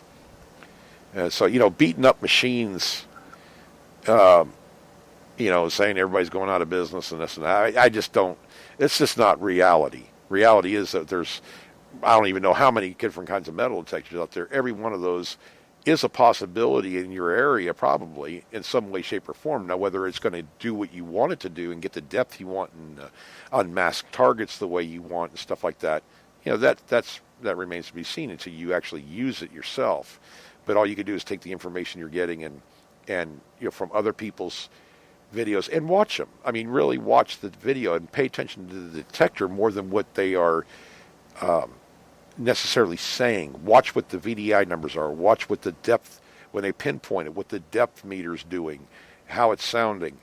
It's going to give you a better idea of the performance, at least in that area. And that's what I was doing. I watched a couple foreign down in Mexico. I think it was Mexico. They're speaking Spanish, so I'm assuming Mexico or South America, something like that. I couldn't understand a word they were saying, but they had, the guy put, what do you call it, English, written in, whatever, what word? Subtitles, yeah. My wife has to help me because I can't think straight half the time. But, subtitles on there in English. So I pretty much I ignored what he was saying, but I was listening to what the detector was doing. And, that helped me out, too, because the guy was actually hunting on a wet sand beach with the detector, and, I was able to pick it out. Okay, well, that's working, but that isn't. He doesn't have this set up right, but he's working really good with this setting. So, you can kind of pick that out as you get used to it. Now, this is going to be easier for seasoned hunters that metal detect quite a bit. Now, if you go out once a month or, whatever, you can't get out very often, that's going to be a little bit more difficult unless you're watching a lot of videos. You can kind of compile your knowledge on them. That's some of the best advice I can give, Craig. Maybe I missed some stuff. If I did, guys, just let me know, and I'll hit on another topic if I missed a topic on wet salt sand. Yeah, you got to have patience and persistence, and realize that you may not have the right settings right away, and you might have to go back and check it on the internet and stuff. And there's so many forums and stuff. I've been looking at a lot of Equinox forums, and there's like some people saying that it's better than the CTX. Other people are saying they sold it because it's not as good. And, so until you get the machine in your hand and start using it, right? You don't know. I mean, it's people are that machine was pretty hyped, and so was the AT Max. So some people may have higher expectations than this norm. Probably. It might not be quite as, up to their expectations as they think, because of some people have been hyping them so much. Right. And they're excited about it. That's good. I mean, they're excited about the machine, but don't let your excitement skew your real thoughts on a machine. It's not saying this in a bad way, but don't say, "Oh wow, look what it did." It did it this one time. That's awesome, and everything. But really, it was not as good as what you thought it was. But you don't realize it at the time until you get used to the detector. The excitement of finding, and that's when I saw where this guy finds a ring. It wasn't even that deep. I mean, it was maybe 2 inches down. It was a big honker of a ring. And he said, "Oh, this thing's the best detector I've ever used." Well, any metal detector out there. I mean, I don't know very many that wouldn't pick up a gold ring that size at 2 inches down in the ground. It's, be logical about it. Now, it found you something cool, but don't base your purchase of a metal detector based on somebody else's find. I mean, it, when you think about it, it really doesn't make sense. Now, if he's finding stuff that's really, really deep consistently, it doesn't even have to be a good thing. It's non-ferrous. Oh, okay, that makes me look a little bit more. Yeah, it's a pull tab at 10 inches down in the ground. Well, that's non-ferrous. That's pretty good doggone depth. So I look at it like that, but it wouldn't matter if it was a pull tab or a little silver medallion or something like that that's the same size. I mean, it's able to get that depth, to get that good item and give you a good VDI and good sound. I saw another one like they dug the first gold chain he ever dug, and on a beach, and Craig, it wasn't, but maybe an inch or two down, but the detector found it. You remember, 3 or 4 inches is very difficult for most VLFs to do on a gold chain. Yeah. So, hey, hats off to him. He found one. It did what it was supposed to do. The signal was repeatable. It wasn't the best, but then again, on a beach, you dig it. And, he got a gold chain out of it. Hats off to him, because I don't find very many gold chains no matter what detector I use. They're not something that, maybe in the water, they'd probably be the best place to do that. But on the dry sand, the towel line and stuff, unless it was laying on the towel and they flipped, got up and flipped the towel up and forgot that the chain or ring was on there, that's usually where you find a lot of, jewelry and stuff is along that towel line, about, 20 or 30 yards from the beach or from the water right there. But don't base your purchase of anything like on what somebody else does. I mean, that seems silly. It's cool that they found it. And, even with me and Craig, I don't care when I make a video. We don't, some of my videos, I don't find anything like extraordinary. But my premise for making the video was to show you, hey, this is non-ferrous. I'm not digging nails, and this is what I found all day. Yes, it's a bunch of copper and brass and this and that, but that's non-ferrous. That's the stuff I'm looking for, because it could have been a breastplate instead of a mason jar lid. It could have been, a real instead of maybe a seated or standing liberty or walking liberty cord. Or, I mean, you know what I mean? You gotta. Doesn't really matter what the item was. I saw a guy doing a video, with the Equinox, and he took it to a spot that he'd been hunting for years with, a ton of different machines, and he dug, he actually dug some non-ferrous targets, and then people were complaining that none of the targets were anything good. And he goes, yeah, but there's stuff that the CTX missed, and he said it wasn't a meter. I could hear it. It wasn't, Right. So, that was just what he was saying. But, and the guy's got a ton of experience, and he's got a ton of machines, and I like the way he, picks the machines apart, so, but, well, you got to pay attention to these guys. These guys know. I mean, I love hunting with this guy people. was actually taking dirt. He'd get a signal, and he'd go like inch or two at a time down, checking the dirt. He wouldn't just dig a hole, down to the target. He would actually, dig to see if there was anything else in the hole with it, right, or next to it or whatever, which I thought was pretty cool. But yeah, it's that's the kind of test that you want. I mean, I've been digging for 32 years. I take all the machines back, the newer ones I got, to the spots that produced a lot of stuff that weren't producing anymore. And I could tell right away, usually, if the machine was a jump, and, over the years, there wasn't, technology kind of came slow as far as, really going back to spots and digging up good stuff. But one of the first machines I took out, that did that was Nautilus, and then I started taking out the Explorer, MindLab Explorer. Yep. And that did even better. And then the Bliss tool was just phenomenal what I dug. I think blows my mind still. But Deus did pretty good too, especially in areas. Sometimes it's an area where there's heavy iron, and in the old days, a lot of machines, like I know the whites didn't do that well in the the older machines didn't do very well in the iron, whereas I used to go in with a Tesoro, which was concentric coil. I used to, do very well in those kind of areas. Yeah. Well, Jim. But, Well, we got a Jim Fielding on here, and he says, deep beach targets will make a slight change in the threshold tone, not a real signal at all in the salt state. I think they're talking about the AT Pro, I think. But that really, that's what I was talking about, whisper tones, whisper targets. I mean, they break the threshold, or they give you just a slight, you can hear something there.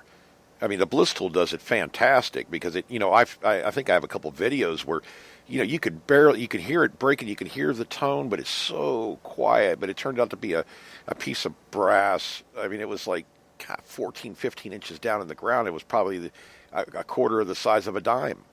But for whatever reason, that V6, man, I tell you, it has that whisper, and it'll let you know, or break. We really don't have a standard or traditional threshold. It's meant to be a silent hunter, and I think that's a way some of these machines are. These newer ones are not meant. They talk about turning up the sensitivity up until the point where the machine just starts getting a little bit chatty and backing it down. That's essentially the way. When we ground balance and everything like that with the Bliss tool, it's about the same way we do it. We turn our threshold up, our sensitivity up, until it just breaks what we call a threshold and be chatty, and then you back it down just a little bit till it's silent, to be a silent hunter. And with my wife's machines, I always had that hum in my ear and stuff. A lot of the more traditional machines, you have a hum in your ear. And then when it breaks that threshold, that is better in a way with a lot of machines because it gives you that much more, a little bit more depth. It's looking a little bit more, it can get a little deeper. But, if you have a machine that you can consistently dig a 9, 10, 11-inch dime with no threshold, no sound hum at all, I feel pretty comfortable with that. Now, if I start getting in some deeper coins and whisper tones, I may turn that threshold up a little bit more, sensitivity up a little bit more, so that it is a little bit chatty, so that I'm able to get a little bit better of a signal on the whisper tones. Now, that's probably not going to work on the beach very well. It's going to get a little noisy. And this is stuff that I have found. I mean, I try to give out as much information as I can. But your technique in hunting, I mean, Craig and I guess we just did it naturally. I'm really big on, I want to make sure I'm going to find as much stuff or have the best chance at finding stuff. I need to have a technique of swinging that coil, making sure it just naturally keeping that coil nice and level, nice and smooth, a good swing speed, not real fast, not swinging up at the edges like a big canoe, swing. You want it, well, and sometimes you need to shut down. We talked about this on the show too. When I'm out there hunting and I'm doing a live dig or I'm actually hunting, showing you how the machine works, especially with my early videos, my swing is probably, I don't know, I extend out the detector shaft just a little bit more, maybe an inch or two more, but I'm covering so much ground to either side of me, and as long as in front of me, as long as I'm keeping that coil nice and level and a steady speed, and the right speed, I'm covering a lot of ground. But that also wears on your arm, your shoulder, and you run into this on the beach because the beach is such a wide open area. You're just trying to cover just as much ground as you can. You might need to shorten that detector shaft up just a little bit and pick like a 3-foot area instead of a 6-foot area as you're walking, from side to side. You want to make sure that you have, so it doesn't wear your arm out, and you're able to have the right technique in swinging it, because that is another thing that in melting was anybody that is new to the hobby, it seems like, buys a detector, unless they've watched a lot of videos or understand what they're doing. The first thought is they can just swing the detector above the ground. Doesn't matter if it's 3 inches or 2 foot. And they're going to find something, they think. You don't have the right technique yet. You got to learn the technique too. Remember, 50% you, 50% the detector. The main thing I've seen over the years, when you first start, is people are hunting too fast. They're not really, looking down to, make sure that, they're looking at at the meter mostly instead of, looking at where the coil is moving. If I was going to look at the meter, I'd wait till I got a signal, then I'd look at the meter. But right. I was always, looking at the ground, trying to, make sure that I got the good coil sweep on the. I always went real short. I always pretty much went as short as the machine would go. Right. But most people probably go in between that. Depending on how big you are and how strong you are. Right. And you want something comfortable. But the longer that coil's away from you, the more it's going to wear on your arm. Yeah. And depending on how your detector coils are set up, some detectors, the lower detecting shaft goes right into the coil ears, are right in the center of the coil. Other ones, the coil ears are farther back on the coil. I've tried this, and a little kid I saw detecting. As a matter of fact, Mike Miller, Paul Hill, and Tom Jones were with me, and this little girl came on. That's the only thing she had in her hand. Her dad had all the blankets and the towels and everything, and she had her metal detector. And he goes, yeah, she put it together herself. Whatever, he had it shortened up and everything. So she adjusted it for herself, but she turned the coil backwards. And I started looking at that. Me and Mike started talking. I said, I'm going to turn this coil. I just want to see what it'll do. So I spun the coil around, the lower shaft around, and it took weight off of the coil side, or it adjusted it so it was more ergonomic. It was smoother. It wasn't as heavy, or it didn't feel as heavy to the coil side. With the detectors, the bliss tool or whatever, it just enabled to little tricks like that. It looks kind of silly, but if it helps you hunt and it doesn't hurt your arm as bad on whatever detector you're using, why not do it? I mean, it just makes sense. You still have the same premise. And some guys asked me about, one of the guys asked me about swing speed one time. Now I know with the Whites, MXT, the DFX, and the Whites Spectre V3, that's one of the machines I used to use a lot before the bliss tool. The swing speed was like 1/1002 when you're swinging from left to right. 1/1000, 2/1000, right in that area. That's your swing speed from side to side. With the bliss tool, I've been able, because the recovery delay is so much faster, and probably the DS2, I can go 1/1000, 1/1000, 1/1000, and just go back and forth left to right, keeping my coil level and everything, and keeping it as close to the ground as you can get without. Actually, you should scrub the ground too, but you don't necessarily have to. If you're an inch off the ground, you're good as long as you're consistent. Because on a wet salt sand, if you start moving that level, like there's like a little divot right there, when you go over that divot, sometimes a detector will go off on that, the inconsistency of height. And Med had told me back when we had when I first got the V3, I took it to the beach, and I obviously didn't have the settings right. I was trying to use inland settings. And he says, well, and I actually did this. I took a PVC pipe, like the couplers, 1-inch PVC. Hang on just a second here. Got a caller. I think it's going to pick it up. Yeah, there. Okay, Mark, we got you on the line? I'm here, dude. Hey, Mark. Hi, Greg. I was just thinking about you the other day.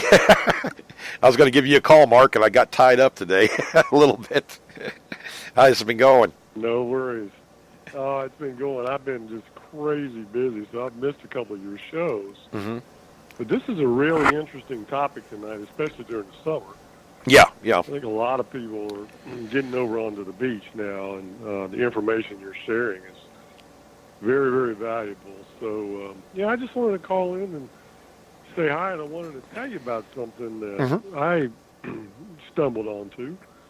I know you've been playing with the Quest metal detectors, right? Yeah, yep.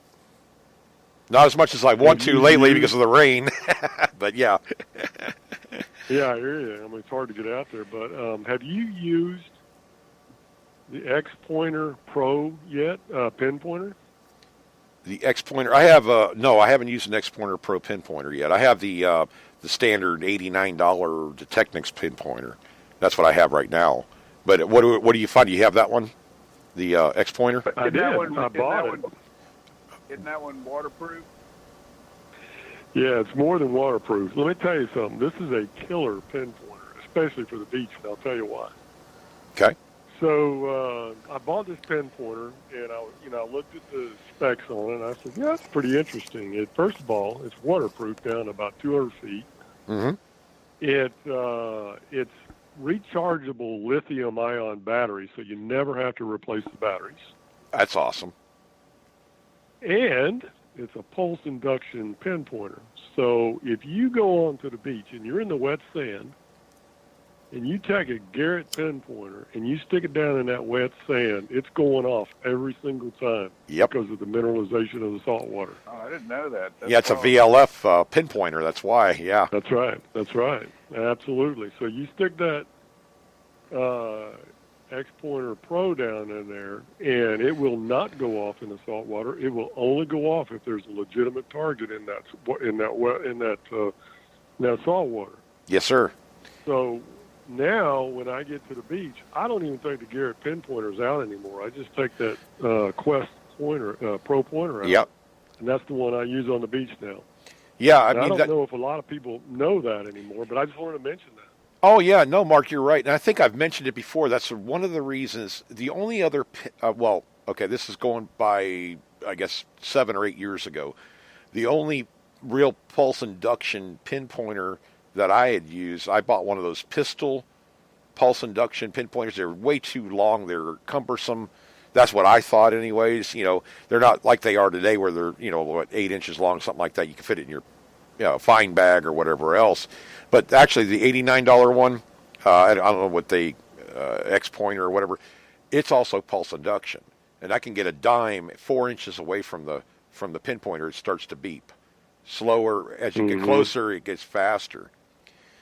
So yeah, I mean those Quest pointers, and it used to be Detectnics, now it's Quest, but yeah, right. Evan up at their Series Detecting has a whole line of pinpointers, every kind you could think of, really. But that's the ones I liked, the pulse induction, because I want to know where it is, but I don't need another metal detector, so I don't need a pinpointer that pinpoints something 6 inches away. 4 inches is about as far as you want, anyways, because to me, that's going to enable you to find stuff in the sidewalls or whatever of a hole or in the bottom. You can lower that thing down. You push the button on and you could drop that into the bottom of a hole, a deep hole that you're digging out, instead of reaching all the way down in the hole with the pinpointer. You can just use the lanyard. I just drop it down in there. If it goes off, I know the target's still in there. It's wiggling around a little bit in there. But yeah, I mean, you're right. I've been thinking about getting one of those, but I haven't broken this one. I've had this one since 2015. This Quest pointer, I haven't broke it yet, and I could probably wipe it off. And other than we still got the same tips on them. Yeah, we never replaced the rubber tip yet, and we use the hell out of them.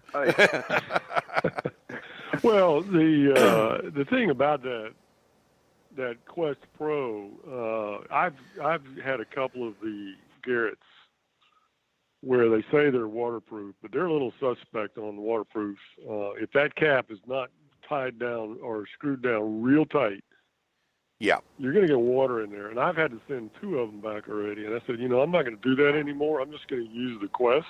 Yeah. For on the beach, and then I don't have to worry about the salt mineralization setting at all. Oh, I know that it's fully waterproof. So, anyway, I just wanted to call in and mention, I don't know if you guys have used that Pro before, but that's a great little, and the fact that it's rechargeable without using batteries is great. Oh, yeah, definitely. And, with the other one, too, I hadn't used that because I haven't broke this one. I can't believe all the times I've been in at the beach and all the hunts we've gone on, and I abuse pinpointers. I'll tell you that right now. But this one handles it. There's really no functioning, anything wrong with the functioning of this pinpointer after 2.5 years or whatever it's been.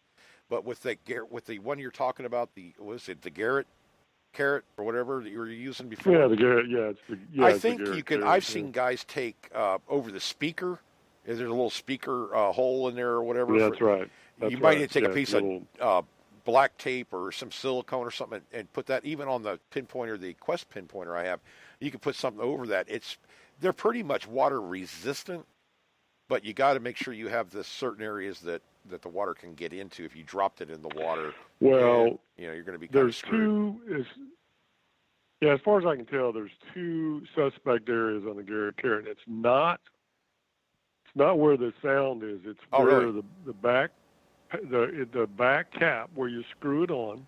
Yeah. If that's not screwed on right, if it's not screwed on really tight, that's one suspect area. The other suspect area is the light. So when you turn that pinpointer on and that little light comes on, I've had people tell me that water gets in where that light is, depending on the pinpointer. So there's, like you said, they're resistant. But I can tell you right now, just based on my own experience and talking to other people, the Garrett carrot is not one that I'm going to put underwater. I probably will never. I'll let it get. Oh, go ahead. Go ahead. Oh, no. I said I'll probably never own another VLF pinpointer, only because I really don't care about what it picks up, iron or whatever, because, a lot of times we'll find nails and stuff in the hole with a target, but I just want to know if there is some kind of a ferrous or non-ferrous item in the hole. So I really don't need VLF and the way that I hunt. Now, some guys really like them and they use them, but I've noticed, especially with you, Mark, that when you were using it, that you were having, you'd have to adjust it all the time. Like I had a White's one like that. You had to adjust the threshold or whatever you want to call it, the power of it. I can't remember. I think it's the X4, which is okay. I mean, once you adjust it, it's usually okay. But, it would go off on weird stuff. And like on the beach, like you said, you couldn't get it in the sand, a wet sand. It just would be crazy unless you had that adjusted way down and kind of defeating the purpose with it. Because as you turn that knob down, you're losing the distance from, you might only be an inch away from the target before it goes off.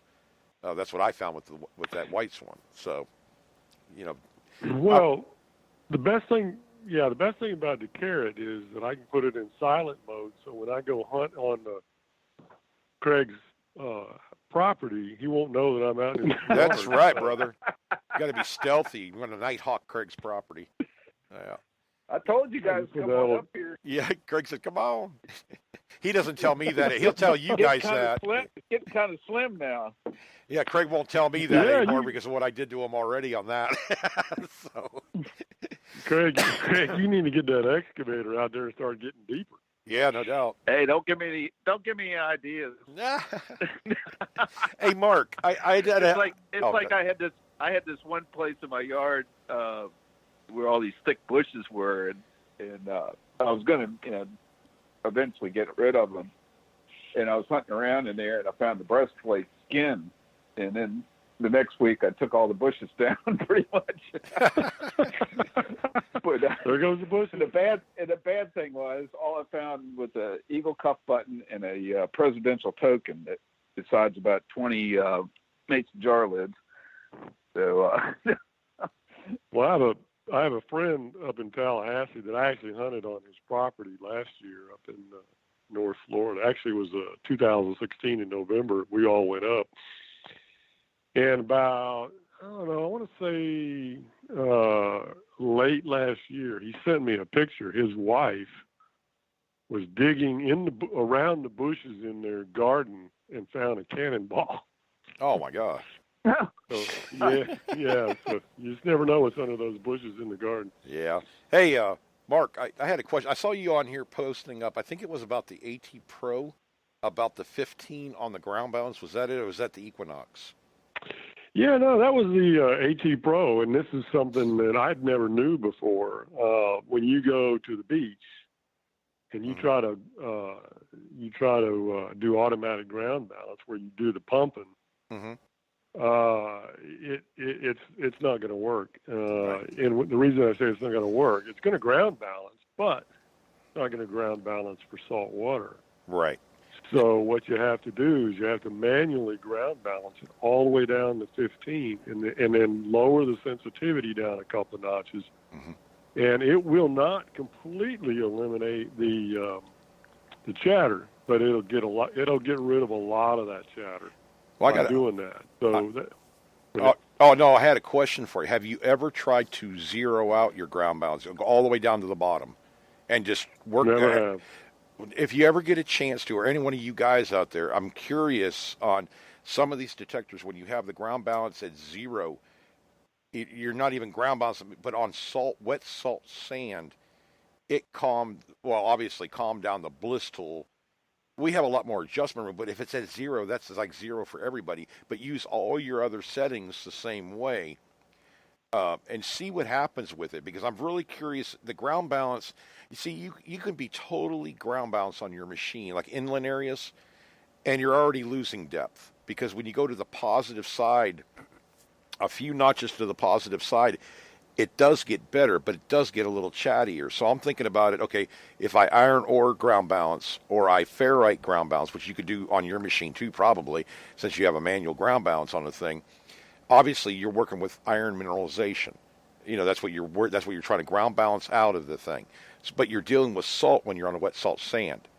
And that's opposite. Iron's one side, salt's in the other, the way I look at it and the way it's worked for me in the past. Mm-hmm. So if you go down to zero, it's going to work better as you get lower. Obviously, you already proved that by going down to 15. And this may be for the newer VLFs. This may work because is your Equinox induction balanced, or is it just the standard BCO? Or do you know? I mean, if you don't know, it's fine. It's not something. I don't know. Honestly, I don't know. But here's what I do know. I mean, so I can't answer that, but I'll try to find out. But yeah. I was just curious. Know is when I took it on the beach, I was amazed at how quiet that thing was. And the only thing I can attribute it to is the multi-IQ or using multi-frequency. And what's interesting is when you put it in beach mode. Now, let me back up a second. Go ahead. Put it in like park or field mode on the Equinox, you can actually choose the frequency that you want to use. You can do a single frequency or you can do multi-IQ. But when you go to the beach mode, it will only stay in multi-frequency. So my guess is that's what keeps it quiet, by using the multi-frequency. But when you get into that salt water with multi-IQ, it is quiet as a church mouse. Yep. Until you hit a target, and then it just sings. So that whatever they're using for that multi-IQ, it works great in the salt water. So I don't think I'll ever be using my AT Pro or Max anymore in the salt water, because now I have the X-Cal and the Equinox. I'll be using those two on the beach. Oh, exactly. Well, we all knew that, like the AT Pros had hard time in the wet salt sand, as far as depth and everything else goes, but it would still work. You just had to adjust the heck out of it. And that's with a lot of VLFs. It's just the nature of the beast with that salt. But with the Equinox, and I saw a couple foreign videos with the Equinox, and they were using, was it 14.75 or 14, whatever, kilohertz, the frequency? Mm-hmm. Try singling that out just for the, if you find a target and it's like a marginal or whatever, you can barely get it, switch over into 14 and just, for my sake, because I'm curious, if that frequency, even on the Quest, I found that I could use 5, 13, or I think it goes up to 40 or something. I can't remember off the top of my head, but the 13 worked really good, I thought, and I didn't have the machine adjusted all the way properly because I didn't have a lot of time to work with it, but it was a lot quieter than the other two frequencies. And I did see a video with the Equinox that was using 14 or 14.5, whatever it is, and they were having better success with the machine singling out a frequency. But it's cool that it'll work with 50, whatever it is. You said the full spectrum, full tone, or full frequency spectrum. Well, they call it multi-IQ. Yeah. They're using multiple frequencies at the same time. Everybody kills me. But all the companies kill me with the way that they describe the adjustments on there. Now, okay, maybe you can answer this for me. Now, you have a recovery delay setting. I don't know where you had that set at, but like I said, in the other videos, it was around 2, and they were doing gold chains and stuff like that. Not at great depth, but 2 or 3 inches on a gold chain is really good for the VLFs. But there was another thing. It's not correlate. It's he moved it to 3. And you've spent some time with the Equinox. I need to hang out with you for a little while so we can exchange notes on these machines a little bit. But can you think of what I'm talking about, the adjustment that I'm talking about on the Equinox? The only thing when you originally said it, I thought you were talking about the recovery speed, and I set mine on the fastest recovery speed available. But there's threshold, there's the different tones. You can set it for like 1, 3, 5, and 50. Right. I'm not sure exactly what that is. I'll have to look at it. I don't have it. Yeah, there's a couple. I have to Good. put the video up there. One thing I wanted to tell you though, you're running your recovery delay that fast on the wet salt sand. Mm-hmm. You may want to move Mm-hmm. that down halfway. Remember though that Okay. it's going to let go. It's as you swing it. You know what I'm talking about in recovery delay. How you hear the sound at the center of the target, right in the Right. center of the coil. You know, but when you turn it down, you're going to get farther past that target before it sounds off. So understand that work. You can work the same speed probably, just be aware of it. But I think Okay. if you lower the recovery delay speed, you're going to get more depth. With a high Gotcha. recovery delay I speed, did. you're not. It's going to be it's not going to get as good of depth. There's a video out there. I think it was with Nichols. They had him at 6, 7, 8, 9, 10 inches down. I think it went all the way up to 12, and he showed it with a 2 recovery delay. He was able to get, I think, to the 10-inch nickel. It may have been 8 inch. Anyways, when he turned the recovery speed up like to, I think it was 8 or 7, Yep. he wasn't getting Yeah. the 8's 8 the in. highest. Okay, well then it was around 7. He wasn't getting the one he was getting with the 2 recovery delay at all. It wasn't even I didn't hitting it. even think about that, Derek. Yeah. That's a great suggestion. I didn't Yep. even realize that. When you just said that, it makes total sense. Yeah, That when you're not going to get the depth when you have the highest recovery speed. and that's true with a lot of VLF detectors, even on inland areas. The higher you have, like if you had a white Spectra V3 and you had that recovery delay speed pegged, you're definitely not going to get the same depth. You're also going to be like the XLT whites. You would be clear over the target, about 6 inches past it from the center of the coil, before the machine would go off. Where an MXT was like almost like 2 inches away from the center of that target when he was swinging the coil over it. Now with the Deus, I mean, I'm sure you're losing a little bit of depth, but I don't think it's a lot. The Equinox, I did see that video, and it did make a difference on wet salt sand, but I haven't obviously had inland. The bliss tool doesn't seem to matter at all. We may be losing depth, but it's so minuscule, we couldn't, it wouldn't be noticeable, or you wouldn't, if you're already digging that deep anyways, what the heck? You're not, unless you're really after like whisper targets and stuff, I can adjust it down with our machine, with the bliss tool. But yeah, definitely recovery delay. Yes, it's faster. You can get it will let go of one target and pick up the next target really quick with a high recovery delay, but you are losing depth. And that's the same that goes along with the line with the discrimination. If you're running a higher discrimination to quiet down your machine on wet salt sand, you are definitely losing depth. You need to get it set. Mm-hmm. I wish they had multiple discrimination I guess adjustments on some of these machines, like a main and a fine, because that would enable you to really tune in where the best spot in there to discriminate out just enough iron so that you don't lose depth. Because if these people that notch out and everything, and they're so high up on the scale that I know they're not getting the depth they need. Yes, if they're in a basement cellar hole area or somebody's yard, or that is really polluted with iron, that's going to make you're going to have to do some of that, but don't use only what you need, because you want to get those deeper targets. So that's the best advice I can give you. I mean, it's just, like I said at the beginning of the show, this is just stuff that, I've picked up, Craig's picked up, whatever, and anybody who calls in or whatever, your experience with different machines, that just helps everybody else out if they're thinking about getting one, or maybe they'll look into it, so. Yeah. Well, there's a, can I ask? There's a question in the chat that I wanted to answer. If you don't. Yeah. Go ahead, man.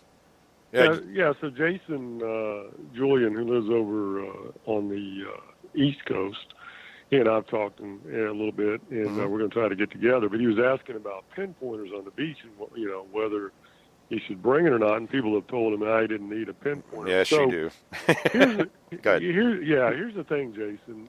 If you're in the dry sand, your Garrett pinpointer is going to work fine. You're not going to have any problem at all. Oh. As you get closer to the beach and you get down into that wet sand and you dig a scoop and then you're in the salt water, the Garrett's probably not going to work, because that saltwater mineralization is going to set that Garrett off It always sets it off for me when I use it. Mm-hmm.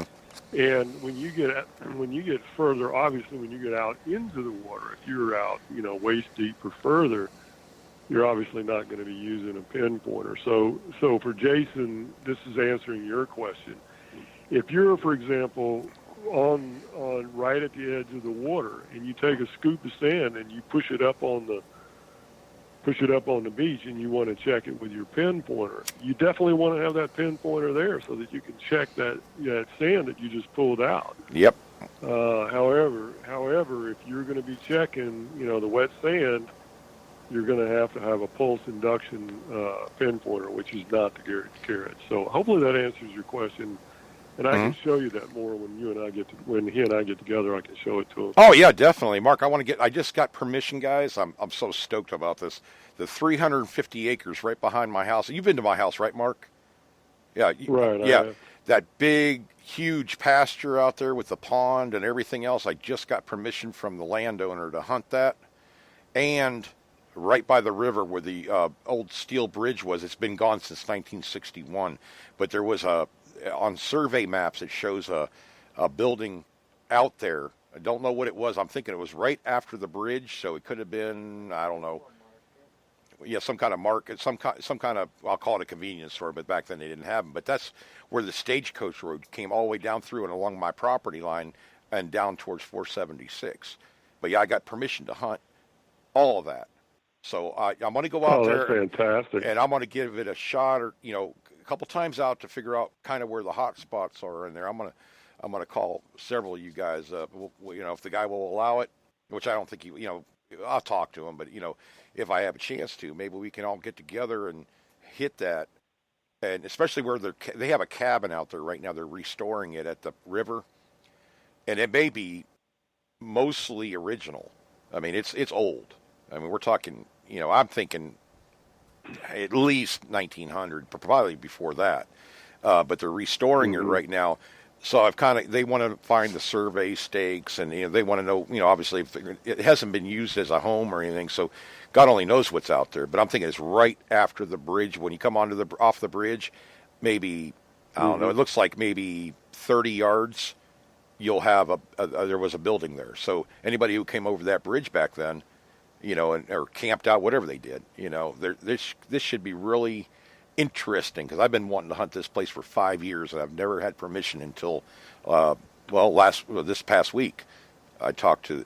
Wow! Congratulations. Yeah, man. I mean, it's pretty good. And I'll share, man. I don't care. I mean, it's enough area. I could hunt that thing for 20 years probably and not hit every area. I mean, it's just such a big area. Yeah. But yeah, I'm definitely. Right. But yeah, I wanted to tell you too with your. With the Equinox, you haven't had a lot of time with it, so I mean, you may not know. No, I haven't. The videos that I see up for the Equinox, and I was going through picking out the beach ones. There's one from, I must say, he's from Mexico. It's in Spanish, but he has subtitles on it, and it shows that recovery delay. You'll see what I'm talking about. You can't understand what he's saying, but watch where you hear the sound and where his coil's located at. And I'm going to try to post it up to Facebook, and you'll see exactly what I'm talking about on that, to understand that your swing speed, you have to adjust your swing speed as you lower your recovery delay. You got to slow down your swing, or you probably have a real good chance of missing a target, because you're going to be so far past it before you hear it, I think. But that's what I found over the years. And, there's a lot of guys, that's one thing I do notice. I talk a lot of times, and I'm you guys you're pretty much seasoned hunter now. You hunt all the time, and you've been doing this for 2 years now, 3 years, something like that. Yeah. You've gained enough experience now, but sometimes I find myself talking to the newer people, because I know there's so many people that have messaged me about detectors and which one's the best to buy, and I try to give the best information as I can. But sometimes I key on those people because they are new to the hobby, but some of the stuff I talk about, I hope that maybe some of the seasoned hunters may have not thought about. And I was glad I could help you out with that a little bit anyways, with recovery delay. It gets a little confusing. You're kind of thinking in a totally different way when you're dealing with a beach. And it's you got to reverse your thinking a little bit, and you'll have success. The thing that's nice about the Equinox is it's easy enough to use it right out of the box. I mean, you can just literally just charge it up, turn it on, and Yep. And pretty much go right out, with 2 or 3 settings. But it's advanced enough to where you can do some advanced settings. And Jason was asking in the chat if that was the iron bias that you were thinking of when you were talking about the settings earlier. Was it iron bias or was it something else? To be honest with you, Mark, my short-term memory loss, man. I just watched the video about 20 minutes before the show, and I was like, and I had it in my head. I mean, really, my wife gets on me about it. She tells me to go to the store to get a gallon of milk. I come home with a loaf of bread. And it's quite honest, I just took too many concussions in my life. My brains are scrambled. Well, I will say this about the iron bias. When I first saw the Equinox, when it first came back to the U.S. from Detectable in England, Mm-hmm. it was before they were shipping. It was their test unit that they brought over to Orlando. Right. And I ran into, Debbie from Mind Lab, and she was showing it to us. But she set that thing up, and I don't know if I told you guys this story or not, but she set that thing up where there was a large iron bar. Yep. On the ground, and on one side she had 2 or 3 coins, and on the other side she had 2 or 3 coins. Right. And that thing completely masked out the iron bar, and it hit those coins. Mm-hmm. I mean, just every single one. So you hear this bing, bing, bing, and then silence. Bing, bing, bing, silence. Bing, Yep. bing, bing. That's so good. It hit every single target and completely masked out the iron. So that's when it first got my attention. With that, some of those advanced settings on the Equinox, you can do some pretty amazing stuff with it. It may have been the iron bias. That kind of sounds familiar, but I know he turned it up to 3, and it didn't work quite as good on the wet salt sand. But I mean, I thought it sounded okay. But obviously he's hearing it first person rather than through a video. But I thought to myself, well, if it doesn't sound as good on 3 as 2. Turn it down to 0 and see what happens on the wet salt sand. Remember, you're dealing with iron or wet salt, not iron mineralization. So opposites. Better. It might have been iron bias. I don't know for sure, but we just wanted to ask that question. Oh no, great. Even with the Quest 40, I was using it. I mean, I've never had a low mid-level machine price-wise get a 9-inch dime. That blew my mind. I mean, we're talking, a machine on the, like a $450 machine or maybe less. I can't remember with 2 coils or 1. But at any rate, that surprised me. This Quest Pro does it better. And this thing, these machines that are coming out, man, I tell you what, they're on the right track. They're actually changing or allowing us to have more adjustments to tune the machines in better. But on the same hand, we've got to learn how this stuff works together. Because these processors are using these computer chips and circuitry are a lot different than they were 10 years ago. They're smaller, faster, whatever. You can actually adjust these machines differently. And that's where you can really make your machine one with whatever environment you're in. Pulse induction is a totally different idea for me. I mean, to be honest with you, I don't think I've ever, maybe once or twice, swung a pulse induction machine for a few minutes.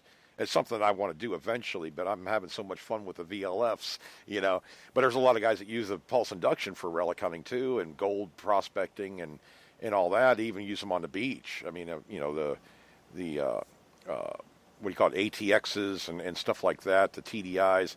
They're going to work better on the beach, but you don't have the ability to discriminate out iron. But I really don't know on a beach. Maybe one of the guys knows in here. Put it on chat. Do you find a lot of iron on Florida beaches with the pulse induction machine? Are you finding 10 coins for every piece of iron? I mean, it's a good average. If you're digging more non-ferrous than ferrous material with a pulse induction. What I heard is they with a PI machine they find lots of bobby pins. Well, yeah, there's always a downside to having you're going to find everything. Right.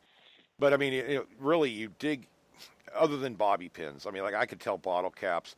That was one thing with the Quest that I went over a quarter, it locked on. When I go over a bottle cap, it jumps like 20 numbers.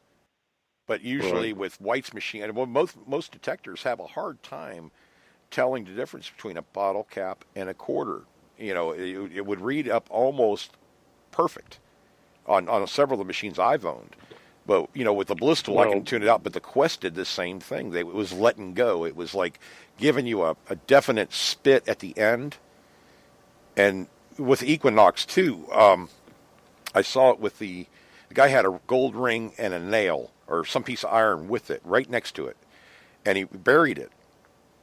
And in one direction, he'd get that high tone or the non-ferrous tone. And he would get the double spit going the other way.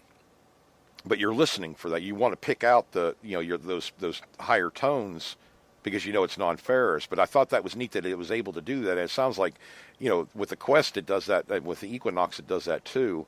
The Deus does it. I think the CTX does too for the most part that I can remember. I've never really used that machine, but I see a lot of guys digging those kind of targets. But knowing that it's going to be ferrous or non-ferrous for the most part, without going to analysis screens, I call them, where they have the little wavy lines and this and that on the White's machine, the Spectre V3, and you could use that sometimes to tell the way that the curve was, whether it's a bottle cap or not. I never got that particular with it. I like the idea of just being able to hunt and know right when I go over it by sound what it's going to be. And, that impressed me with the Quest Pro and Quest 40, actually. And, it sounds like you're doing the same thing or they could do the same thing with the Equinox, as far as knocking out the big iron. Yeah, it definitely can do that. Yeah. And Matt, Gone Digging just posted in the chat that once you know your PI machine, whether it's like a I guess what is it, GPX 4500, 5000, one of the mine lamps, right? Or any of the PI machines. He's saying once you know your machine, then you won't be digging a lot of iron. Oh yeah, exactly. I've never used one, so I can't. I'm gonna I just have to take his word for it. Yeah, what's his name? I mean, I know he goes by Gone Digging, but I didn't know if you knew who he was or whatever. If he had his name is Matt. It's Matt. Oh, okay. I don't know if he has. Maybe you'll put it up on there, Matt, if you do YouTube videos, because I'd be kind of curious. I've been watching a lot of PI videos, and for those new to the hobby, I don't know.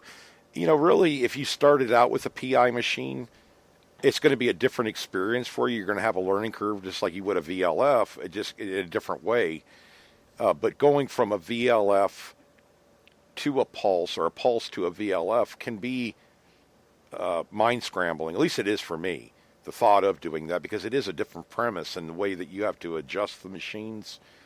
To me, it would get more confusing, but some people are really good at that part of it, where they can cross over, so to speak, into the PI range and be okay with it. I think Barbara does that.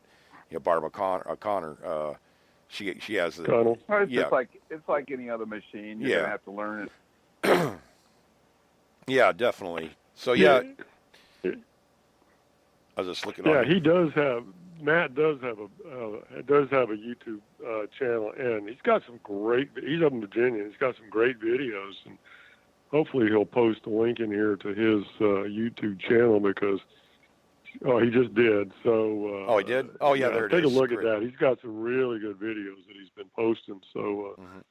Yeah, so that's good. Yeah, guys. Maybe you should get him on here. You should get him on here as a guest sometime. I think definitely. I mean, I'm always in for that. I was just going to tell you guys, if you have, if you want to be on a show, or you want to, want me to mention your maybe your YouTube channels or something like that. I do, Mark, of course, you guys, I always do. I mean, Adventures in History. Mark has that Facebook page and stuff, and I always try to do that for you guys. You're nice enough to let me post up on your pages and. Just the show and stuff like that. But if you want me to, just message me, and I'll mention it, sometime during the show or have you on. But definitely wouldn't mind having him on the show and we had Dennis Ringfinder on here about the GPX 5000, and he knows pulse machines really good. But I always like that information. I think it's interesting, just the way they work. It's a different kind of. I don't know. It's just different. I think it'd make a pretty good show. So. But at any rate, he's up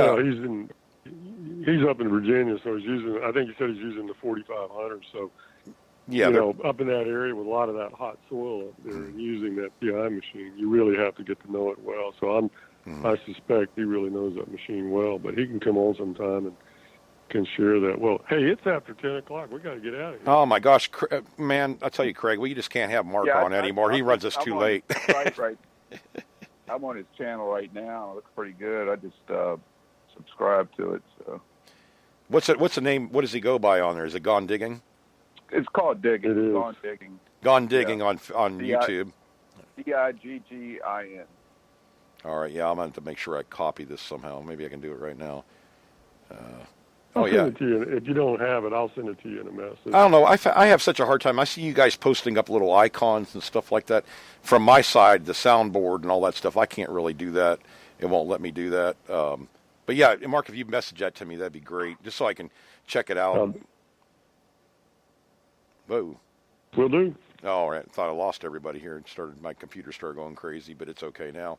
But yeah, guys, we'll wrap it up for tonight. I definitely want to talk about this subject again in the near future. Anyways, as far as beach hunting, even inland hunting on mineralized ground and stuff. If I have some information that helps somebody out, by golly, I'll talk about it. I know Craig will too. So, at any rate, Mark, thanks for being on, brother. And we're going to kind of sign off the show right now, and do it again on Thursday night, I guess. Sounds great. Well, thanks for having me. It was great calling in. Really good information tonight on the beach hunting. I know a lot of people made some good comments in the chat. So thanks, and it's good to talk with you again, Craig. And I'll see you later, Dave. Yeah. Well, thanks for calling in. That was fun. All right. All right. Later. Yeah. Catch you later, Mark.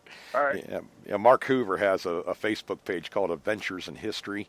And, he does some with metal detecting, but most of it is just historical and reference and stories and stuff like that, and biographies and just whatever. He has, I think it's unique. It's unique to our, I guess, hobby, Craig, I guess you would call it, or the relic hunting and privy digging and bottle hunting and everything. And he kind of goes along with that. And he has some stories about World War II, fighter plane pilots. I guess he interviewed somebody and had that on there. Mark has some great photography too, I think.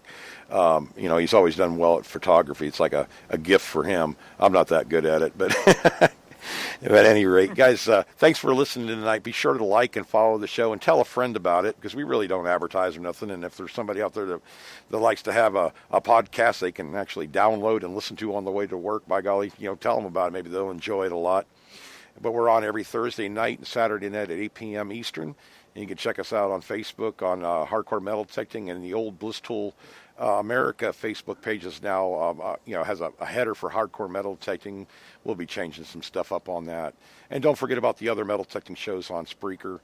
Check them out. They all have, most of them have archive shows too, so you can kind of download those and, kind of check them all. We all do kind of a different thing.